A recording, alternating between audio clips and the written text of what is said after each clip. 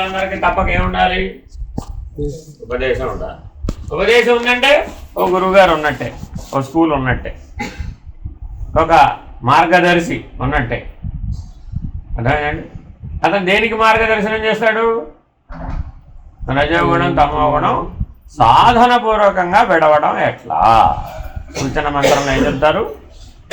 రజోగుణాన్ని తమోగుణాన్ని సాధనపూర్వకంగా విడవడం ఎట్లా అనేది చెప్పాలి. చెప్పేవాళ్ళు కూడా ఏం చెప్పాలి? ఇలా చెప్పాలి. నీ రోజువారీ జీవితం ఎలా ఉంది, రజోగుణంతో ఎలా ఉంటున్నావు, తమోగుణంతో ఎలా ఉంటున్నావు అని పరిశీలనగా ఒక్కొక్కరితో మాట్లాడాలి. సామూహికంగా మాట్లాడితే పని జరగదు. ఎవరికి వాళ్ళతో వ్యక్తిగతంగా మాట్లాడాలి. ఎలా ఉంది నీ స్వభావం, ఎలా ఉంది, ఉపదేశం పుచ్చుకోకముందు ఎలా ఉంది, సాధన చేయకముందు ఎలా ఉంది, సాధన చేసిన తర్వాత ఏం మారావు. నీ స్వభావం మారితేనే కదా. 3 గుణాలు ఎందులో ఉంటాయి? స్వభావంలో ఉంటాయి. అర్థమైందండి? కాబట్టి జాగ్రత్తగా నీకు ఆ సూచన మంత్రంతో పాటు పిండాండ పంచీకరణ ఏం చెప్పాలి? మీరు కూడా ఏం నేర్చుకోవాలి కదా. ఆ పిండాండ పంచీకరణ నేర్చుకుని, పంచీకరణ ద్వారా మనకేం తెలిసింది? ఇప్పుడు నువ్వు జ్ఞాతవి. పంచీకరణ ఏం చెప్తుంది? ఎప్పుడు కూడా జ్ఞాత. ఎప్పుడు ఎక్కడ ఉండాలి? జ్ఞాత అనే స్థానంలో ఉండాలి. ఎలా చెప్తాం? జ్ఞాత ప్రతిబింబించి ఏమైంది? ఏదో మనసు అయింది. ఆ తర్వాత ఏమైంది? ఏదో బుద్ధి అయింది. ఆ తర్వాత ఏమైంది? చిత్తమైంది. ఆ తర్వాత ఏమైంది? ఆకారం.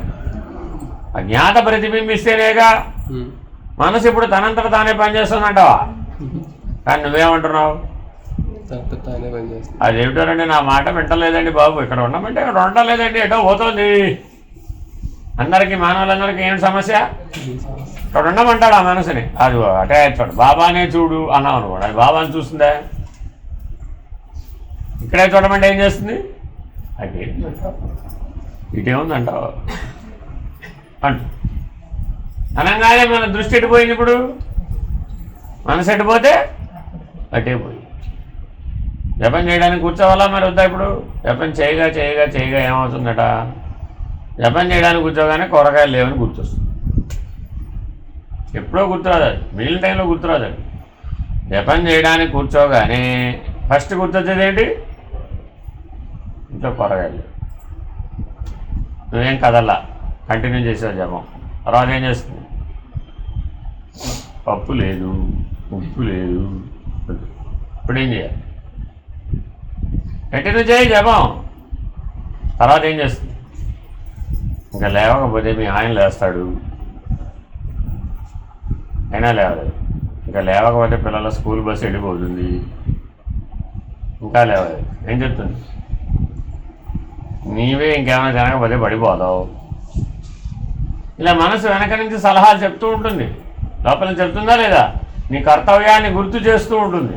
చెయ్యాలా వద్దా? అది చెయ్యాలి. నీ కర్తవ్యం అది, మనసు కర్తవ్యం. నీ పని ఏంటి? నీ పని ఏమిటి? అవన్నీ చేద్దాం నా పని అయిన తర్వాత. పని చేయాల్సినవే, కానీ ఎప్పుడు? నీ పని అయిన తర్వాత. నీ పని ఏమిటి? ఈశ్వరుడి మీద దృష్టి నిలపడం. జపం అంటే ఏమిటి అర్థం? ఈశ్వరుడి మీద, పరమాత్మ మీద దృష్టి నిలపడం. ఏకాగ్రంగా గంటో అరగంటో ఎంతసేపు అయితే అంతసేపు. ఎంతసేపు చేయాలంటే అసలు అలాగా? దానికి ఏమైనా నియమం ఉందా? ఎంత అని నియమం ఉందా? ఉంది. లేకపోవడం ఏంటి? ఏదైనా ఒక ఉపదేశం అంటే దీక్షగా. ఆ దీక్ష ఉపదేశం ఇచ్చారంటే దానికి ఒక నియమం ఉండాలా వద్దా? మరి ఉండవలసిందే. సూచన మంత్రం వాళ్ళు సంధ్యాకాలంలో అంటే ఎంత? ఇప్పుడు ఉదయం 6 గంటలు, మధ్యాహ్నం 12 గంటలు, సాయంత్రం 6 గంటలు, రాత్రి 4 సంధ్యలు రోజుకి. ఈ సంధ్యాకాలంలో అటు అరగంట, ఇటు అరగంట. అంటే ఎంతసేపు? 5:30 నుంచి 6:30, 11:30 నుంచి 12:30. అంతే. ఉదయం 5:30 నుంచి 6:30 వరకు, మధ్యాహ్నం 11:30 నుంచి 12:30 వరకు, మరలా సాయంత్రం 5:30 నుంచి 6:30 వరకు, రాత్రి నిద్రపోయేటప్పుడు నువ్వు ఎప్పుడు పడుకుంటావు అప్పుడు 1 గంట సేపు జపం చేయాలి. ఒక గంట జపం చేస్తే ఎంత ఎంత జపం పూర్తి చేయొచ్చు? ఎప్పుడైనా లెక్కేశారా? 18 మాలలు అంటే మాలకన్నీ అంటే అప్పుడు ఎన్ని వందలు అయినాయి? 1800 అంతేనా కాదు? ఇంకా పైన 200 ఓ 2000 దగ్గరగా అవుతాయా అవ్వా? ఒక గంట జపం చేస్తే అదిగో నువ్వు చేసే వేగాన్ని బట్టి, మంత్రం నిడివిని బట్టి, మంత్రం 2 అక్షరాలే అనుకోండి ఫాస్ట్గా, 24 అక్షరాలు అనుకోండి అప్పుడు లేదా ఇవన్నీ లెక్కలు అన్నమాట. ఇవన్నీ ఇప్పుడు మానవ జీవితంతో అసలు లెక్కలతో ముడిపడి ఉందా లేదా? ముడిపడే ఉంది. కానీ మనం లెక్క వేయవలసినవి అసలు లెక్క వేయటం లేదు, అవసరం లేనివన్నీ లెక్క వేస్తున్నాం. ఏవి లెక్క వేయాలో అవి లెక్క వేయడంలే. ఏమిటంటే అసలు లెక్క వేయవలసినవి? నీ ఆయుర్దాయం లెక్క వేయాలి. అసలు లెక్క వేయవలసి నువ్వు బతికుంటే కదా. ఏం చేయాలని ఏమి ఉండాలండి? నీ బ్రతుకు దేని మీద ఆధారపడి ఉంది? నీ హంస మీద ఆధారపడి ఉంది. హంసను ఎప్పుడన్నా లెక్కేసామా? తెలియదు. ఆ లెక్కేసే తెలివిని సంపాదించడమే సూచన మంత్రం. సూచన మంత్రం ఉంది అంటే రోజుకి ఎన్నిసార్లు గాలి తీసుకుని విడిచిపెడుతున్నావో నీకు లెక్క తెలిసిన వాడవని అర్థం. నీకు ఎవరికైనా సరే హంస మంత్రం ఉందా అన్నాం అనుకోండి, ఉందండి అన్నాం. సూచన మంత్రం హంస మంత్రం ఉండేవాడు. ఏ రకంగా చెప్పిన మంత్రం ఏదైనా ఉండవచ్చు, దాని స్థితికి ఆ హంస మంత్రానికి ఏం తెలియాలి? రోజుకి ఎన్నిసార్లు గాలి తీసుకుని విడిచిపెడుతున్నావో లెక్క తెలియాలి. తెలిసిందా? హంస మంత్రం వాళ్ళు చేతులెత్తండి సార్. సూచన మంత్రం వాళ్ళు చేతులెత్తండి. ఎవరో సూచన మంత్రం ఉన్నవాడు. నీకేం తెలియాలి? రోజుకు గాలి ఎన్నిసార్లు తీసుకుని విడిచిపెడుతున్నావో లెక్క తెలియాలి. తెలుసా? పుస్తకంలో చూసి కాదు, నీకు తెలియాలి. అంటే నీ అనుమతి లేకుండా గాలి తీసుకుని విడిచిపెట్టడం కుదరదు. కాదు నువ్వు యాక్సెప్ట్ చేయాలి. స్విచ్ చేస్తేనే కదా ఫ్యాన్ తిరుగుతుంది, స్విచ్ చేయకుండానే తిరుగుతుందా? ఏమండి ఇంట్లో ఫ్యాన్ స్విచ్ చేయకుండా తిరుగుతుంది ఎక్కడన్నా? తిరగదు కదా. స్విచ్ చేసేవాడు ఎవడు? నువ్వే. నువ్వు స్విచ్ చేయకపోతే తిరగదు అది. అలాగే ఈ యంత్రంలో గాలి తిరగాలంటే నువ్వు స్విచ్ చేసే దశలో ఉండాలి. నువ్వు స్విచ్ చేస్తేనే తిరగాలి. అది నీ స్వాధీనమై ఉండాలి. ప్రాణాన్ని స్వాధీనం చేసుకోవడం, మనసును స్వాధీనం చేసుకోవడమే హంస మంత్రం అంటే, సూచన మంత్రం అంటే. ప్రాణ మనస్సులు ఎవరికైతే స్వాధీనం అవుతాయో ఇంక వాడు దేనైనా స్వాధీనం చేసుకో. వాడికి లోబడదంటూ ఇంకేం లేదు ఈ సృష్టిలో. అన్నీ ప్రాణ మనస్సులతోనే ఉంటాయి. ఆ ప్రాణ మనస్సులు స్వాధీనం అయిపోయినాయి అనుకోండి, ఇంకా అన్నీ వాడి చెప్పు చేతుల్లోకి వచ్చేస్తాయి. ప్రకృతే వాడి చెప్పు చేతుల్లోకి వచ్చేస్తుంది. ఇంక వాడిని ఏం చేయలేదు ఏది కూడా. వాడు అనుమతి లేదే మనసు ఒక్క రెపపాటు కూడా ఇటు కాదు ఇటు చూడమంటే దానంతటా దానికి ఏం శక్తి లేదు. నువ్వు ఒప్పుకుంటేనే, నువ్వు యాక్సెప్ట్ చేస్తేనే. అర్థమైందండి? ఆ చివరెవరో అట్లా చూస్తున్నాడు ఇట్లా చూస్తున్నాడు ఎలా తెలుస్తుంది నీకు? అటు చూస్తేనేగా, లేకపోతే తెలియదుగా. ఇప్పుడు మన రోజువారీ పక్క దృష్టి, దీని ఏమంటారు? దృష్టి ఎప్పుడు ఎలా ఉండాలి? స్ట్రైట్గా ఉండాలి. ఏకాగ్రంగా కేంద్రం మీద పెట్టాలి. దేని మీద పెట్టాలో దాని మీద పెట్టాలి. వీడేం చేశాడు? అవునా కాదా? రోజు మనకి ఎన్ని ఆలోచనలు వస్తున్నాయంటో ఈ సైడ్ నుంచి, ఈ సైడ్ నుంచి. ఇవన్నీ ఏమిటి? అనవసరం, అవసరం లేదు. ఇటు కదా నీ ప్రయాణం, ఎటు? ఇటా స్ట్రైట్ కదా. ఎటు వెళ్ళితే అటు స్ట్రైట్. ఎవరైనా పక్కకు నడవండి చూద్దాం. నడవలేవుగా. ముందుకు నడవాల్సిన ఎవరైనా సరే కొద్దిగా పక్క నుంచి ఇట్లా సైడ్కి ఇలా జరిగిపోడు చూద్దాం.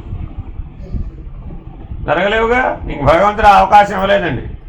మానవుడికి మనం 2 కాళ్ళ మీద నడిచే వాళ్ళకి పక్కకి రైట్కి నడవడం లెఫ్ట్కి నడవడం అంటే అది జరగాల్సిందే. నువ్వు రైట్కి తిరిగి స్ట్రైట్గా నడవాల్సింది, లేదు లెఫ్ట్కి వెళ్ళాలి, లెఫ్ట్కి తిరిగి స్ట్రైట్గా వెళ్ళవలసి. మొన్న ఇట్లా తిరిగి రైట్కి నడువు చూద్దాం, ఏమవుతావు? మనం కూడా మన మనసుని ఎట్లా నడపాలి మనం? కానీ ఇప్పుడు ఎట్లా నడుపుతాం? 4 వైపులా చూసి నడవాలిరా రోడ్డు మీద, లేకపోతే ఏమవుతుంది? యాక్సిడెంట్ అవుతుంది. ఇప్పుడు మనం ఎక్కడ ఉంటున్నాం? సమాజం అనే 4 రోడ్ల మధ్యలో ఉన్నాం. చూసుకోవాలా వద్దా? తప్పులేదు, చూసుకోవడంలో తప్పులేదు. కానీ నడక ఎప్పుడు ఎటు నడవాలి? ఇటు తిరిగితే అటు స్ట్రైట్గా నడవాలి. అంతేగాని ఇటు తిరిగి వెళదాం అనుకుని ఇటు నడిచావు, అప్పుడు ఎటు పోతావు? ఇటో పోతావు, గ్యారంటీ కూడా లేదు. కాబట్టి నీ ప్రాణాన్ని మనసుని దేని మీద నిలిపి ఉంచాలో దాని మీదే నిలిపి ఉంచాలి. దృష్టిని దేని మీద నిలిపి ఉంచాలో మీదే నిలిపి ఉంచాలి. నీకు రోజు మొత్తం మీద మనసు ఎన్నిసార్లు కదులుతుందో లెక్క తెలియాలి.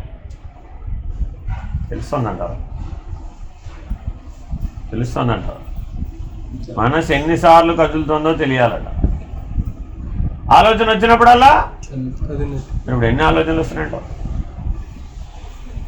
ఏమన్నా లెక్క పెట్టారా? పెట్టలేదా?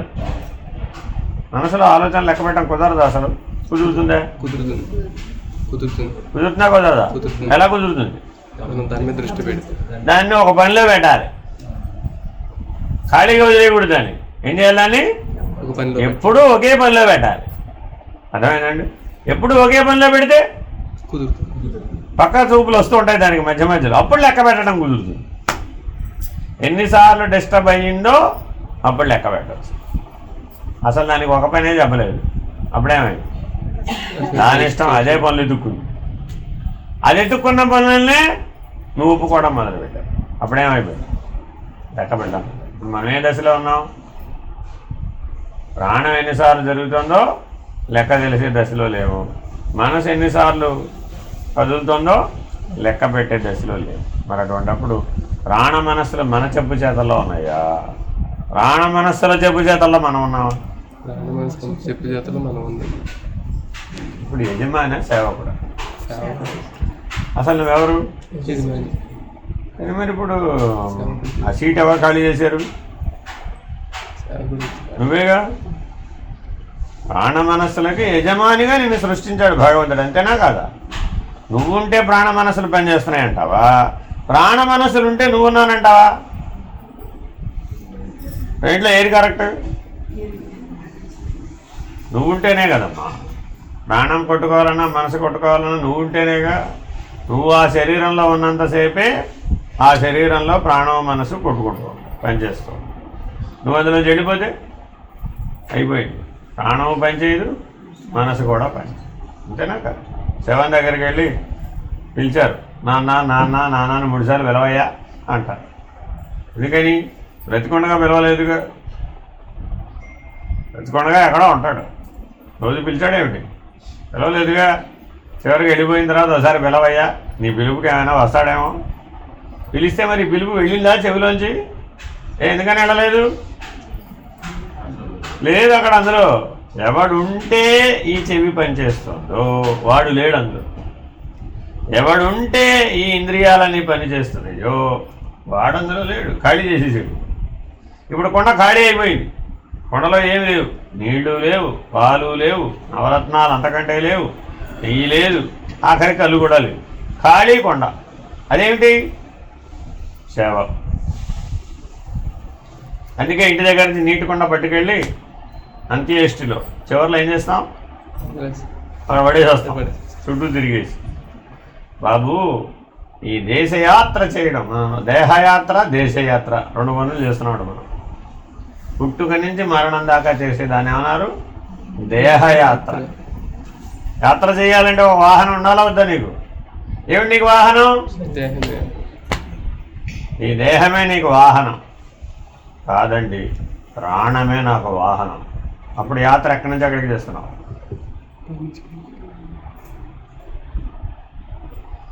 దేహమే నాకు వాహనం అనుకుంటే ఎప్పుడేం చేసావు? కాశీ వెళ్ళానండి, చారాధాం వెళ్ళానండి, కన్యాకుమారి కూడా వెళ్ళొచ్చానండి బాబు. అక్కడెక్కడో అమెరికాలో హవాయి దీవుల్లో శివాలయం ఉందట. ఇక్కడ శివాలయాలన్నీ అయిపోయినాయి. ఎక్కడికి చూడాలి ఇప్పుడు శివాలయం? అక్కడెక్కడో పసిఫిక్ మహాసముద్రంలో ఒక ఐలాండ్లో, ఆ ఐలాండ్ మొత్తం అంతా ఒకటి కొనేసి ఒక పెద్ద శివాలయం కట్టాడు. ఒక అమెరికన్ ఇండియా వచ్చాడు, శివదీక్ష పుచ్చుకున్నాడు కాశీలో. అలా ఉండి ఉండి ఉండి ఆయన ఋషిగా మారిపోయాడు. ఆ మారిపోయిన ఆయన ఒక ఐలాండ్లో పెద్ద శివాలయాన్ని కట్టాడు. వెళ్ళి చూడాలవుతాం. ఇప్పుడు దేహయాత్ర ఎక్కడ దాకా వెళ్ళింది కదా, దేశయాత్ర దాకా అక్కడ జ్యోతిర్లింగాలు అయిపోయింది. ప్రపంచంలో ఉన్నటువంటి దేవాలయాలన్నీ చూసి వచ్చాను. న్యూజెర్సీలో వెంకటేశ్వర గుడి ఎంత బాగుంటుందో తెలుసా, చూసావు ఎప్పుడు? సెయింట్ పీటర్స్లో ఉంటుంది వెంకటేశ్వర గుడి, ఎంత బాగుంటుందో తెలుసా? ఏం మన దేవాలయాలు ఎందుకు పనికిరావండి, అంత అద్భుతంగా కట్టారు. మనం ఏంటో ఇంత కట్టుకుంటాం. వాళ్ళ దేవాలయాలు 10 ఎకరాలు, 20 ఎకరాలు, 30 ఎకరాలు, 50 ఎకరాలు అంత స్థలం కేటాయిస్తారు. మన దగ్గర షిరిడి సాయిబాబా గుడికి ఎంత స్థలం కావాలి? ఎంత కావాలండి? 100 గజాలు సరిపోతుందా? 100 గజాలు ఏం కర్మ. మా విజయవాడలో అయితే చిన్న సాయిబాబా గుడి ఉంటుంది, 3 గజాలు ఇంతే ఉంటుందండి. ఇందులో పెట్టేసాడు అంతే, చిన్న బొమ్మ పెట్టేసాడు అంతే. ఏమిటంటే చిన్న సాయిబాబా గుడి అన్నాడు. ఓ సెంటర్ అవతల పెద్ద సాయిబాబా గుడి ఉంటుంది, అది పెద్దగా ఉంటుంది. అది పెద్ద సాయిబాబా గుడి, చిన్న సాయిబాబా గుడికి ఎంత టైం అంత కావాలి. దీంట్లో అమ్మలతారు. కానీ అక్కడ సాయిబాబా గుడి ఇప్పటికి 5 ఏళ్ళ నుంచి కడుతున్నారు. ఖరీదు 100 మిలియన్లు. ఖరీదంతా 100 మిలియన్స్ పడుతూనే ఉన్నారు. 3 అంతస్తులు కనెక్టికట్లో వెళ్ళి చూసి వచ్చానండి. 100 మిలియన్స్తో కడుతున్నారు. ఒకసారి వెళ్ళి చూసినట్టంటే మన వాళ్ళు అక్కడ వాళ్ళు ఇక్కడికి వచ్చారులే, హైదరాబాద్లో ఉంటారు. మా స్నేహితులు అందరూ కలిసి కడుతున్నారండి. ఒకసారి వెళ్ళి చూసిరండి అంటే వెళ్ళొచ్చు. 100 మిలియన్లు. ఓ 5 ఎకరాల స్థలం తీసుకున్నారు, పడుతున్నారు. కడుతూ ఉన్నారు అంతే. అది ఎప్పటికవుతుందో తెలియదు. ఓ పెద్ద ప్రాజెక్ట్ అది అవుతుంది ఎప్పటికోప్పటికి. అవ్వకుండా ఎందుకు ఉంటుంది? బృహదీశ్వర ఆలయం తంజావూరులో 1600 సంవత్సరాలు కట్టారు. ఆలయ నిర్మాణానికి పట్టిన సమయం 1600 సంవత్సరాలు. అంటే ఎంత పెద్ద గుడి మరి. ఈశ్వరుడు అందులో 16 అడుగులు ఎత్తుంటాడు. మన ఈశ్వరుడు ఎంతున్నాడు? మన ఈశ్వరుడు ఎక్కడ ఉన్నవాడు ఎంతున్నాడు? నీ హృదయంలో ఉన్నటువంటి ఈశ్వరుడు ఎంతున్నాడు?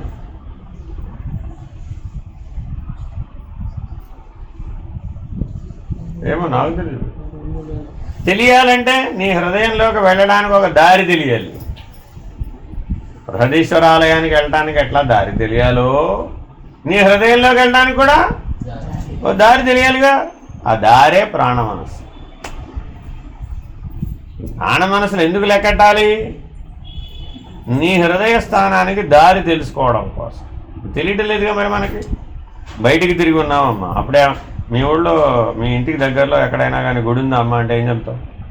ఉందండి, అది తూర్పు పక్క ఒక 1/2 కిలోమీటర్ వెళితే ఫలానా గుడి వస్తుందండి. అమ్మ మీ ఊళ్ళో మీ ఇంటి పక్కన చుట్టుపక్కల ఎక్కడైనా హోటల్ ఉందమ్మా? అది ఎడం చేతి పక్క వెళితే అది అంత దూరం వెళితే ఆ హోటల్ ఉంది. ఇలా చెప్తున్నామా చెప్పడం లేదా? దారి తెలిస్తేనేగా చెప్పగలిగాం. మరి బయట చెప్పగలుగుతున్నాం కదా. ఇప్పుడు చెప్పండి, మీ హృదయం ఎక్కడ? తెలియదు. ఏదో చెప్తాం, ఇక్కడ నా హృదయం తెలుసా నీకు? అక్కడ తెలుసా నీకు? తెలుసా అంటే ఏం తెలియాలి? హృదయానికి దారి తెలియాలి. ఆ దారి మనం వెళ్ళి ఉండాలి. వెళ్ళి ఉండాలా, లేకపోతే ఊరికే వాడెవడో చెప్తే చెప్పాలంటావా? వెళ్ళి ఉండాలి. ఇదేనా? పలానా చోట గుడి ఉందండి అన్నావు అనుకోండి. అమ్మ నువ్వు ఎప్పుడన్నా వెళ్ళావా? ఆ గుడిలో సమయాలు ఎలా ఉంటాయి, ఎప్పుడు తలుపులు తెరుస్తారు, ఎప్పటి నుంచి ఎప్పటిదాకా దర్శనం ఏర్పాటు చేశారు, ఎప్పుడు పవళింపు సేవ ఉంటుంది, గుడి వివరాలు ఏమైనా తెలుసా? ఆ గుడి అయితే ఉంది కానీ నేను ఎప్పుడు వెళ్ళలేదండి. అప్పుడు ఏం చెప్తాడు వాడిగా? ఇంకా తెలీదు. అర్థమైందా? కాబట్టి ఈ ప్రాణ మనస్సులను ఆధారం చేసుకుని నీ హృదయంలో ఉన్నటువంటి గుడికి చేరాలి. గుడి ఎక్కడుంది ఇప్పుడు? నీ హృదయమే గుడి, అదే దేవాలయం. బయట ఎక్కడో దేవాలయాలు వెతకక్కర్లా. పుడుతూనే మానవ దేహంలో హృదయమే దేవాలయం. ఎందుకని? దేవుడు అక్కడే ఉన్నాడు కాబట్టి. ఎప్పుడన్నా ఆ దేవుడిని చూసావా? చూడాలంటే అక్కడికి వెళ్ళాలా వద్దా? మరి అక్కడ ఉండాలా వద్దా? కాసేపు గుడికి వెళ్ళామండి, దేవుడి దర్శనం చేయాలి అంటే కాసేపు ఉండాలిగా అక్కడ. రెడీగా రమ్మని నిన్ను గర్భగుడిలోకి రామా రామా నీకోసం ఎదురు చూస్తున్నాను అంటారా ఎవరన్నా? ఎప్పుడన్నా అలా పిలవన్నా చూసారా? పిలవరుగా. ఎవరు పిలవరండి. ఎవడు వెళ్ళినా సరే నువ్వు అడగాల్సింది, అయ్యా నేను దర్శనం చేసుకుంటానని నువ్వు రిక్వెస్ట్ పెట్టాల్సిందే. అక్కడ రండి సార్ మీకోసం ఎదురు చూస్తున్నాం అంటాడు ఎవరన్నా నిన్ను ఎదురు విడిచి ఉన్నాడుగా. మరి అట్లా మీ హృదయ స్థానం మీరు తెలుసుకోవడానికి ఉపయోగపడే మంత్రం ఏమిటి? సూచన మంత్రం లేదా హంస మంత్రం. నీ హృదయ స్థానం నీకు తెలియబడకపోతే ఆ సూచన మంత్రం ఉపయోగించుకోలేదనే అర్థం. అర్థమైందా? ఇప్పుడు మనం ఎక్కడికైనా వెళ్ళాలంటే జీపీఎస్ పెట్టుకున్నాం లేదా? లొకేషన్ పంపించు ఫస్ట్, అంతేనా కదా? ఏదో ర్యాపిడో బుక్ చేశారండి, ఏమంటాడు వాడు? ఏమండి లొకేషన్ కరెక్టేనా అంటాడు. చూడండి, నేను ఎవరన్నా ఎక్కించుకోవడానికి రావాలన్నా కూడా ఏముండాలి? ఇప్పుడు ఆటో కావచ్చు, బైక్ కావచ్చు, కారు కావచ్చు, లొకేషన్ కరెక్టేనండి. మీరు ఎక్కడికి వెళ్ళాలో అక్కడి లొకేషన్ సరిగా పెట్టారా అడుగుతాడు వాడు ఎక్కంగానే. ఎందుకని? నేను ఎక్కడ దించాలి? నోటితో చెప్తే దించడు. బుకింగ్ ఎక్కడికి చేసుకున్నావు? అది ఎక్కడో తూర్పు 10 కిలోమీటర్ల అవతలే బుక్ చేస్తున్నాం. ఎక్కిన తర్వాత ఏమన్నామంటే పడమటి వైపు వెళ్ళమన్నాం. మీరు ఎక్కడికి బుక్ చేసుకున్నారు? తూర్పుకు బుక్ చేసుకున్నాం, పడమటికి వెళ్ళమంటావు ఏమిటి అంటారు. మరి లొకేషన్ ఇంపార్టెంటేనా కాదా? Very important. మరి దాన్ని ఏమన్నారు సంస్కృతంలో? స్థానం. మీ హృదయ స్థానం ఎక్కడుందో మీకు తెలిసి ఉండాలి, ఆ దారి తెలిసి ఉండాలి, ఆ హృదయ స్థానంలో కొంతకాలం ఉండాలి. ఉండి ఏం చేయాలి? ఆ దేవాలయంలో ఉన్నటువంటి దైవాన్ని దర్శించాలి. హృదయ స్థానంలో ఉన్నటువంటి దైవ దర్శనం చేసామే అనుకోండి, ఏమిటి ఉపయోగం? ఏమైనా ప్రయోజనం ఉంటేనేగా మనం చేసేది. ప్రయోజనం లేకపోతే పని చేయము. మానవుడు ఏమైనా ప్రయోజనం లేని పని చేస్తాడా? చేయడుగా. ఒక్క పని కూడా చేయ. పొద్దున్నే లేవమనం, ఎందుకు లేవాలి అంటాడు. సూర్యోదయాత్ పూర్వం పొద్దున్నే లేవంటారా బాబు అంటే ఎందుకు ఏమంటాడు? ఎందుకు లేవాలి? లేచి ఏం చేయమంటావు నన్ను? పొద్దున్న రోజు లేచి పరిగెడుతూనే ఉన్నాగా స్కూల్కి, కాలేజీకి. ఆదివారం నాడు కూడా పొద్దున్నే లేవాలా? సూర్యుడు ఎప్పుడైనా కానీ ఆదివారం లేటుగా వచ్చాడు.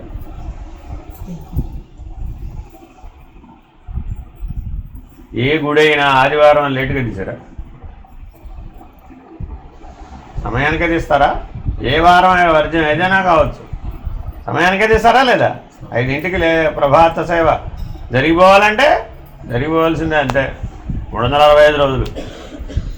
అలా మార్పు లేకుండా జరిగేవే గుళ్ళు, బళ్ళు. మీ బళ్ళలో ఫస్ట్ బెల్ ఎన్నింటికి కొడతారు?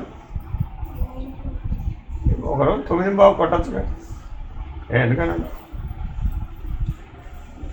పోనీ ఒకరోజు 8:30కే కొట్టచ్చుగా. పొద్దున ముందే కొట్టరా?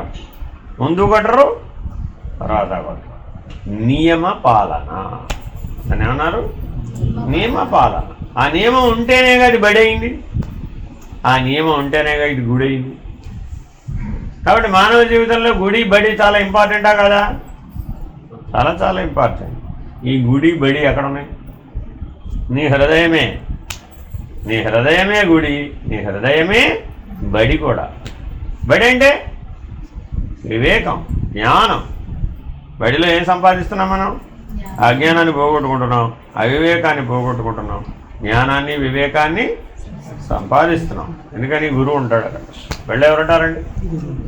గురువు ఉంటాడు. గుళ్ళో ఎవరుంటారండి? దేవుడు ఉంటాడు, ఈశ్వరుడు ఉంటాడు. అంతేనా కదా? కాబట్టి నీ హృదయమే దేవాలయం. అంటే నీ హృదయంలోనే ఈశ్వరుడు. నీ హృదయమే నీకు పాఠశాల, బడి కూడా. అక్కడే ఉన్నారు ఇప్పుడు. అది కూడా అక్కడ గురువు ఉన్నాడు. కాబట్టి నీ హృదయంలోనే గురువు ఉన్నాడు, నీ హృదయంలోనే ఈశ్వరుడు ఉన్నాడు. కాబట్టి దారి ఎలా వెతకాలట హృదయానికి? ప్రాణ మనస్సుల ద్వారా వెతకాలి, వేరే మార్గం లేదు. ఈ చేత్తో గుడి ఎక్కడుందో తెలుసుకోవచ్చా? చెయ్యి గారు గుడి ఎక్కడుందండి అని చేతిని అడిగాం. చెయ్యి ఏమన్నా చెబుతుందంట? చెప్పదా? నోరు వాయలేదు దానికి. కొన్ని మాట్లాడుతుంది కదా, ఈ నోరుని అడుగుదామా? నోరు గారు గుడి ఎక్కడ ఉందండి? ఎవరు చెప్పాలి ఇప్పుడు?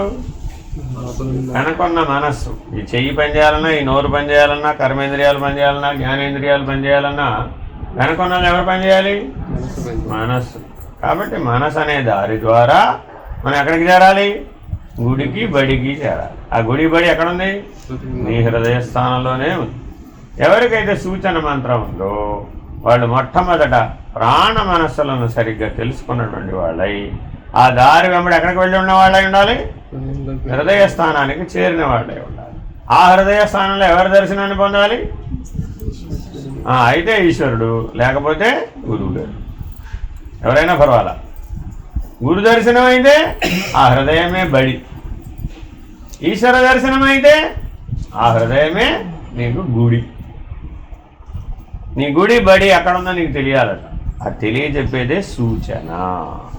సూచన అంటే అర్థం ఏంటో తెలుసా? అసలు ఒక సెంటర్కి వెళ్ళారండి, ఇప్పుడు ఇక్కడ దాకా వెళితే మీరు ఏదో భీమేశ్వర ఆలయానికి వెళ్ళాలి, బయటికి వెళ్ళారు, ఎట్లా తెలుస్తుంది మీకు అంటే అక్కడ ఒక బోర్డు పెట్టింది, ఒక పాయింటర్, ఒక బాణం లాంటి గుర్తు వేసి భీమేశ్వరాలయమునకు దారి అని రాసింది. అంతే. అది చూసావు, తెలిసిందా తెలియలేదు ఇప్పుడు నీకు? ఆ దారి వైపు అలా తిరిగి చూసావు, అక్కడెక్కడో దూరంగా గంటల శబ్దం వినపడుతూ ఉంటుంది, సుప్రభాతం వినపడుతూ ఉంటుంది, ఆ సేవల మంత్రాలు వినపడుతున్నాయి. ఇక గుడి కనపడలే కానీ వినపడుతోంది. ఇక్కడ ఎదురుకుండా ఏం చూపిస్తుంది ఇది? అక్కడికి పోతే గుడికి చేరతావు అనే పాయింటర్. అర్థమైందండి? మరి ఇప్పుడు ఈ పాయింటర్ నిన్ను తీసుకెళ్ళలేదా గుడి దగ్గరికి? అది తీసుకెళ్ళిందా? అది తీసుకెళ్ళలే. ఎలా వెళ్ళాలో తెలియజెప్పింది. వెళ్ళేది ఎవరు? నువ్వే. పాయింటర్ వెళ్ళదు, దారి చూపే. అక్కడ బోర్డు వెళుతుంది ఎక్కడైనా గుడికి, బోర్డు నిన్ను తీసుకెళ్తుందా? ఏం చేయాలి? అనుసరించి వెళ్ళాలి. ఆ మార్గాన్ని అనుసరించి వెళ్ళాలి. అలాగే మనసు అనే మార్గాన్ని అనుసరించి హృదయం అనే స్థానానికి, గుడికి చేరాలి. మనం ఎక్కడ ఆగిపోతున్నాం ఇప్పుడు? బోర్డు దగ్గర ఆగిపోతున్నాం. బోర్డు ఏమిటి? మనసు, పాయింటర్. మనసుని అడిగావు, హృదయం ఎక్కడ? అదిగో అక్కడ. నువ్వేం చేసావు? అయితే నన్ను అక్కడికి తీసుకెళ్ళు అన్నావు. నా పని కాదు అది. మనసు పనైనా నిన్ను హృదయ దగ్గర తీసుకెళ్లే పని కాదు, దానికి వేరే పని. అది ఎప్పుడు ఎక్కడికి పోదా ఉంటుంది? ఇటు రివర్స్, ఆపోజిట్, అంటే బయటికి. మనసు పని ఏంటి? బయటికి. లోపలికి తిరిగితే హృదయం, బయటికి తిరిగితే ప్రపంచం, లోపలికి తిరిగితే హృదయం. బయటికి తిరిగితే విషయం, లోపలికి తిరిగితే జ్ఞానం. బయటికి తిరిగితే విషయ జ్ఞానం, లోపలికి తిరిగితే స్వరూప జ్ఞానం. లోపలికి తిరిగితే ఏమంటారు? స్వరూప జ్ఞానం. బయటికి తిరిగితే విషయ జ్ఞానం. అది జ్ఞానమే, ఇది జ్ఞానమే. మనకి విషయ జ్ఞానం అవసరమా కాదా? అవసరమే. రోజువారీ నిత్య జీవితం ఎలా నడుస్తుంది? విషయ జ్ఞానం లేకపోతే నడుస్తుందా? నడవదుగా. జడ ఎలా వేసుకోవాలి? లోపల వేసుకోవాలా, బయట వేసుకోవాలి? ఇప్పుడు జడ వేసుకోవడం అంటే బయటే వేసుకోవాలి కదా, వ్యవహార జ్ఞానమే కదా. కాబట్టి వ్యవహార జ్ఞానం అవసరమా కాదా? అవసరమే. దాన్ని ఏమన్నారు? వ్యావహారిక సత్తా ఏమన్నారు దాన్ని? వ్యావహారిక సత్తా. ఏదైనా కావచ్చు, పుట్టుక నుంచి పోయేదాకా బయట మనం ఎలా ఉండాలి అని చెప్పేది ఏదంటే వ్యావహారిక సత్తా. మనసు పనే అది. ఆ వ్యావహారిక సత్తా ఎందులో ఉంటుంది? మనసులోనే ఉంటుంది. కానీ అది మనసులో పుట్టలేదు. ఆ వ్యావహారిక సత్తా ఎక్కడ పుట్టింది? హృదయంలో పుట్టింది. పుట్టడమేమో హృదయంలో పుట్టింది, కానీ ఇవ్వడం ఆ శక్తిని ఎవరికి ఇచ్చింది? మనసుకి ఇచ్చింది. ఇచ్చేం చేసింది? కాస్త దారి ఎటో కనుక్కో. మార్కెట్కి వెళ్ళాలండి, మార్కెట్కి వెళ్ళాలంటే దారి తెలియాలా వద్దా? సినిమా హాల్కి వెళ్ళాలండి, దారి తెలియాలా వద్దా? తెలియాలి కదా. హోటల్కి వెళ్ళాలండి, దారి తెలియాలా వద్దా? తెలియాలి కదా. అదేమిటది? వాళ్ళకి రంగేస్తారే, ఎందుకంటే అది ఏదో మొత్తానికి. బ్యూటీ పార్లరా, బ్యూటీ పార్లర్కి దారి తెలియాలా వద్దా? అది కూడా మనసు మనే కదా. కానీ ఆ వ్యావహారిక సత్తా, వెతికేటటువంటి సామర్థ్యం ఏమిటి వ్యవహారిక సత్తా అంటే వెతికగలిగే సామర్థ్యం. నీకు ఒకటి కావాలి, ఆ కావాలన్నది ఎక్కడ లభిస్తుంది? వెతకాలా వద్దా? ఆ అన్వేషణ, దాని ఏమన్నారు? అన్వేషణ. బయటికి తిరిగితే అన్వేషణ, లోపలికి తిరిగితే అన్వీక్షణ. మనకు అన్వేషణ కావాలా వద్దా? ఇప్పుడు కావాలి. విషయానందం కావాలంటే బయటికే పోవాలి. అదే స్వరూపానందం కావాలంటే అన్వీక్షణ, లోపలికి తిప్పాలి. చూపుని, దృష్టిని లోపలికి తిప్పితే హృదయస్థానం, బయటికి తిప్పితే ప్రపంచం. ఇప్పుడు దైవ దర్శనాన్ని పొందాలంటే లోపలికి తిప్పాలా, బయటికి తిప్పాలా? లోపలికి తిప్పాలంటే మరి మనం కనీసం ఎన్ని గంటలు కూర్చోవాలంటాం? కూర్చోవాలక్కర్లేదు, లోపలే నిలబడి ఉండాలంటే మనం కూర్చోవాలిగా. ముందు కనీసం కూర్చుని ఏం చేయాలి? జపం చేయాలి. జపం చేస్తే ప్రాణం లెక్క తెలుస్తుంది. గాలి తీసుకుని విడిచినప్పుడల్లా మనం జపం ఎంతసేపు చేస్తున్నాం? జపం మంత్రం ప్రాణం, మంత్రం ప్రాణం, మంత్రం ప్రాణం, మంత్రం ప్రాణం. అంతేనా కదా? సంధ్యాకాలంలో చేయాలి. ఉదయం 6ంటికి, మధ్యాహ్నం 12ంటికి, సాయంత్రం 6ంటికి, రాత్రి 12ంటికి. రాత్రి 12ంటికి జపం చేసి ధ్యానం చేసి పడుకోవాలంటే ఎన్నింటికి పడుకోవాలి? 1 గంటకు పడుకోవాలి. ఎన్నింటికి లేవాలి? ఎన్ని గంటలు పడుకోవాలి? ఎన్ని గంటలు పడుకున్నాం? మరి అప్పుడు హృదయానికి దారంటే తెలుస్తుంది? తెలియదు. అంటే సూచన మంత్రం ఉన్నవాళ్ళు ఎన్ని గంటలు పడుకోవాలి? 1 గంటకు పడుకోవాలి, 4ంటికి లేవాలి, కనీసం 5ంటికి లేవాలి. 4 గంటలు వేసుకో. మరి ఒక్కసారి తగ్గించేస్తే బాధపడిపోతుంది. అంతేనా కాదు? 8 గంటలు పడుకునేవాడిని అర్జెంటుగా 3 గంటలు పడుకోమంటే వీలవుతుందా? ఒప్పుకుంటుందా? ఒప్పుకుంటుందా? చాలా బద్ధకంగా ఉందండి బాబు, చాలా నిద్ర. పైగా ఒకవేళ లేచినా ఏం చేస్తూ ఉంటుంది? అడ్డు. చూడండి, మీరు ధ్యానానికి కూర్చోగానే ఏం చేస్తున్నది?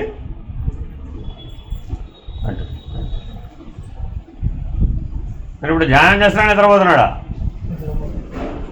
జపం చేస్తున్నాడు నిద్రపోతున్నాడా? చాలా వాలిపోయిందంటే నిద్రపోవడానికి పడుకోనే అక్కర్లే. కూర్చుని నిద్రపోవచ్చు, నిలబడి నిద్రపోవచ్చు, పడుకుని నిద్రపోవచ్చు. నువ్వు ఏ స్థితిలో ఉన్నా సరే నిద్రపోవచ్చు. తెలుసా? నీకు తెలీదా? ఎప్పుడైనా ట్రైన్లో ప్రయాణం చేసేప్పుడు చూసారా? ఎక్కుతాం కదా, స్లీపర్లో ఎక్కుతాం కదా. ఎక్కినప్పుడు అందరూ ఏం చేస్తారు?